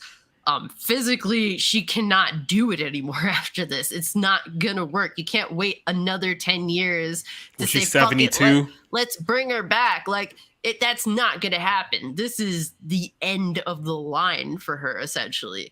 And for it to be this lackluster, for this entire trilogy to inevitably be worse than Rob Zombie's Halloween films, for it to be worse than the Thorn trilogy. For me, it sucks. I really wish they would have just fell into the usual Halloween tropes of them being siblings and building up a rivalry that's entertaining, even if it's retreading old ground. I would have rather had that, because that's what Laurie, like, that's what Jamie Lee Curtis's Halloween sequels like kind of fed off of. That was the intrigue, the fact that they were related. And I liked that, even though I'm not really the biggest fan of Jamie Lee Curtis sequels besides Halloween 2. But these are just, it's sad that really these creators behind this, they had no idea what the fuck they were doing. They just seem like, to me, they come off as fanboys of John Carpenter, and it's like, cool, I'm a fangirl of John Carpenter, but you don't see me fucking making sequels to his film, and I thought that David Gordon Green was going to do something interesting. He was going to bring atmosphere, because he did a film with Nicolas Cage, and I forget the name of the film. Joe. Yes. And that movie had great atmosphere for something that would have fallen in line with like a Halloween. So upon that, I thought that, damn, like there could be something here. And I just got no atmosphere. Really, 2018 is a boring film to me. It's not one that I really like to necessarily put on. Because even with some of the worst Halloween films, I love them because they're just fun to watch. Kills, it's like more entertaining, but overall, it just doesn't feel right. It feels like a Friday the 13th film, and it just doesn't, it's like trashy, but not in the Rob Zombie trashy sort of way. It just feels uninspired, and Halloween Ends just feels like they were just scared to retread old ground, so let's just do something that makes zero sense whatsoever. And that's all I have to look back on when I was excited when they were saying like Halloween is coming back. Like, I was super excited to see what they were going to do with this, and excited that I was going to be able to go to the movie theaters to see a Halloween movie. And I did that with 2018, and then for these last two ones I didn't because I was sick. And it's like, like one of my friends was telling me, like, maybe that's just a bad omen of a terrible fucking Halloween movie when you are sick from when these films come out, because that's what happened to me at Kills, and that's what happened to me at Ends. So it sucks. I'm looking forward to some form of reboot. Hopefully with creators that actually want to do something unique and interesting, and actually ideally I wish it would go to like a really small scale creator of some sort where they're willing to do, you know, something interesting to get me interested, essentially, like do something crazy. Because when I think the biggest, most fucked up thing about Halloween is that it did get way too corporate. The original film itself was an indie film. For a while, it was one of the highest grossing indie films of all time. And the fact that Halloween as a franchise is corporate now, it's never going to have that atmosphere. Everything's just going to feel like a set piece, and everything is just not going to be what I like. So, yeah, I'm sad. Well, Spencer, you're the last one, so I'm waiting. I'm waiting to see that icon pop up. No. So basically, everybody's kind of. I knew it. I knew it. I knew it. I knew it. I didn't meet you this time, though. Honestly, I don't know which one I like better. Yeah. But yeah, at the end of the day, I don't really like the way I do movies is like, would I recommend it to anybody? And no, not really. It's a bad movie for just regular moviegoers. It's a bad movie for Halloween fans. It suffers from the Zack Snyder disease, which is like, here's some cool moments, but there's no connective tissue. Nobody thinks past the scene you're watching right now. And it's just, they tried, it's just a mess. It's just not worth it. Go watch anything else. Go watch They, Them. I heard you give a better review to that movie. Yeah, I definitely think They, Them is a better film than this one. And I even give that one that high of a praise. Yeah. Do you guys even give it, or you want to give it your own rating, or you just want to give it the finger, or like, what you guys, that two middle fingers up? 5, yeah, 0 out of 5 for me. Just do anything else. Yeah, I mean, this movie is just. That's the thing that's really infuriating me about movies like this, because there's been bad movies where just everything about it is terrible. There's just no redeeming it whatsoever. They had a lot of good ideas here. They had a lot of directions they could have gone that would have made this film a better film. But like I said, whether it's the Hollywood motto of, you know, we can't do certain things because it goes against what we're trying to push now, or just pure incompetence, it's like everything about this film could have been much better, and they just fumble it every step of the way. So this whole trilogy, this whole reboot, which is completely pointless from start to finish. So sadly, that's the end of our night. It was a long, fiery discussion, as I was expecting, and I can only imagine what's going to happen next week when we have to experience Black Adam, which is essentially The Rock playing the superhero for 2 hours. So yeah, there's anti-hero. We'll figure it out when we see the movie. Minus 0, it would just be 0. Yeah. Well, actually, no. So yeah, we've come to the end of our night here. So I'm gonna give everyone a chance to promote their stuff. I'm gonna tell you guys what we got coming up here on the channel. But let's start with Mr. Orange Hat and let him know what you guys coming up with Orange Hat's YouTube channel. Well, tomorrow morning I have a mystery review for continuing the horror mystery reviews of the month of October. The hints are a true story of a possessed priest and the line "Lock me up." Also, next week we'll finish off the horror mystery reviews. Other than that, I'm just still covering news. Freaking Ezra Miller's probably going to be back in the news because his trial and stuff is going to be going on soon. Other than that, not much else. If you guys want to do a guest choice review, come to my channel or DM me. You get to choose the movie, the date, and the time. You just come on to my channel for the place. So, yeah. As for Halloween Ends, I wish that I could literally channel the Men in Black and neuralize myself. That would be a great thing to have for a number of movies that I've seen What's this this? year. So that should be a great paid service too, by the way. Just break your own memory. Yeah. No. All right. Back to the West Coast with Mr. Rob Morrow. What do you got coming up, Rob? Nothing. I don't have a YouTube channel. I talk all day on Twitter. Most of it's nonsense, but I do talk about movies a lot, and yeah, you can catch me there. But I've been mostly watching horror movies this month. Night of the Creeps. I cannot recommend it any higher. It's just, yep. And someone in the background is pushing a laptop forward, so that's great. No, but Night of the Creeps, great movie. Heads exploding. It's got Tom Atkins, flamethrowers, shotguns. It's awesome. So check it out. But yeah, I'm just mostly checking out horror movies, and that's pretty much it for this month. You should start a YouTube channel. Have anyone told you that yet? I know. I gotta get on that. Somewhere near a Whataburger near Texas is Mr. Rick. What do you got coming up, my friend?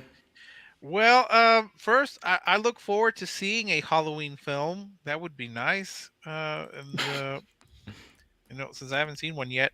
So in other words, you should have done what everyone told you to do before we even started this real review, was actually watch a Halloween film. Well, Yep. I was promised that this was a Halloween film, so there you go. By who? By the people who wrote it. Yeah. Yeah. I've just really got to get with it on my reviews. I've been kind of going through some of the Disney live action remakes. I've gone through Pinocchio. Ugh. I've gone through Beauty and the Beast, and I just actually today I saw Barbarians, which surprisingly enough was a better horror film than Halloween. Than Corey Begins. I should call it Corey Begins. I can't even disagree with that. I didn't even like that Let's movie. take it back. This dude seriously is a masochist. We all are. What I do in the privacy of my own home, even presidents have private lives. So no, I mean it's just catching up on my reviews at Rick's Texan Reviews, or you could also find me at Rick's Cafe Texan, and yeah, basically keeping up with the reviews and I guess lighting candles for the Padres to beat Philadelphia and move on to the World Series and make sure that Houston doesn't make it. And I'll light more candles for that. So that's pretty much going to be my my week. Hopefully, I can get some reviews published finally. That's it. All right. Joining us from somewhere on the East Coast near Philadelphia is our good buddy Cage, who I know won't be celebrating the Phillies going to the World Series. So let's all root for the Padres, right? Well, my Mets got knocked, so it just is what it is. Yeah. But, Who knocked them out? Who knocked them out, by the way? I don't know. I refuse to acknowledge, sir. But yeah, you guys could find me over at YouTube, Cult Classic Cage. I am 102 subs from hitting 1,000, so that's pretty much the big fight right now to get to 1,000. Almost monetization time. Yeah, we'll see. I doubt it. But I love to test the waters. I'm the type of person that likes to poke the bear. So I want to see what YouTube has to say about my channel with all my cursing and all my absolute nonsense. But yeah, that's pretty much the big fight to get to 1,000. I didn't think I'd make it to 100. So the fact that I've times that by 10 is pretty crazy. But yeah, guys, you can follow me on YouTube, Twitter, Twitch, Cult Classic Cage across all three. And yeah, I'm probably going to do a review on Isom, the comic book that Eric DeJuly dropped fairly soon. Being sick and new Kitty is pretty much kind of delayed some of the things that I've been wanting to do. But yeah, guys. Yeah, that cat's going to be a point of contention for tomorrow night's show. Let's let that be a little teaser for tomorrow night. But Let's hop over to our last guy here on the panel, joining us once again, the one who will support the San Diego, the one who will support the San Diego Padres here tonight. Spencer, what you got? That's going right. I believe Cassie knows who knocked the Mets out of the playoffs, and I think she'll remember it forever. Yeah, I don't have a lot going on. Obviously, I'm like Rob. I don't have a YouTube channel.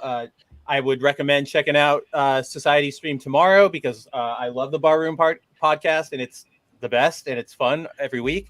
And then, catch us every day on Bounding Into Comics. And then I will be live again with Society on Wednesday for the Black Pill stream over on the Bounding Into Comics channel. So check us out there. All right, then rolling it back over to me. So I'll let you guys know what I've been doing, just doing so much over the last few weeks.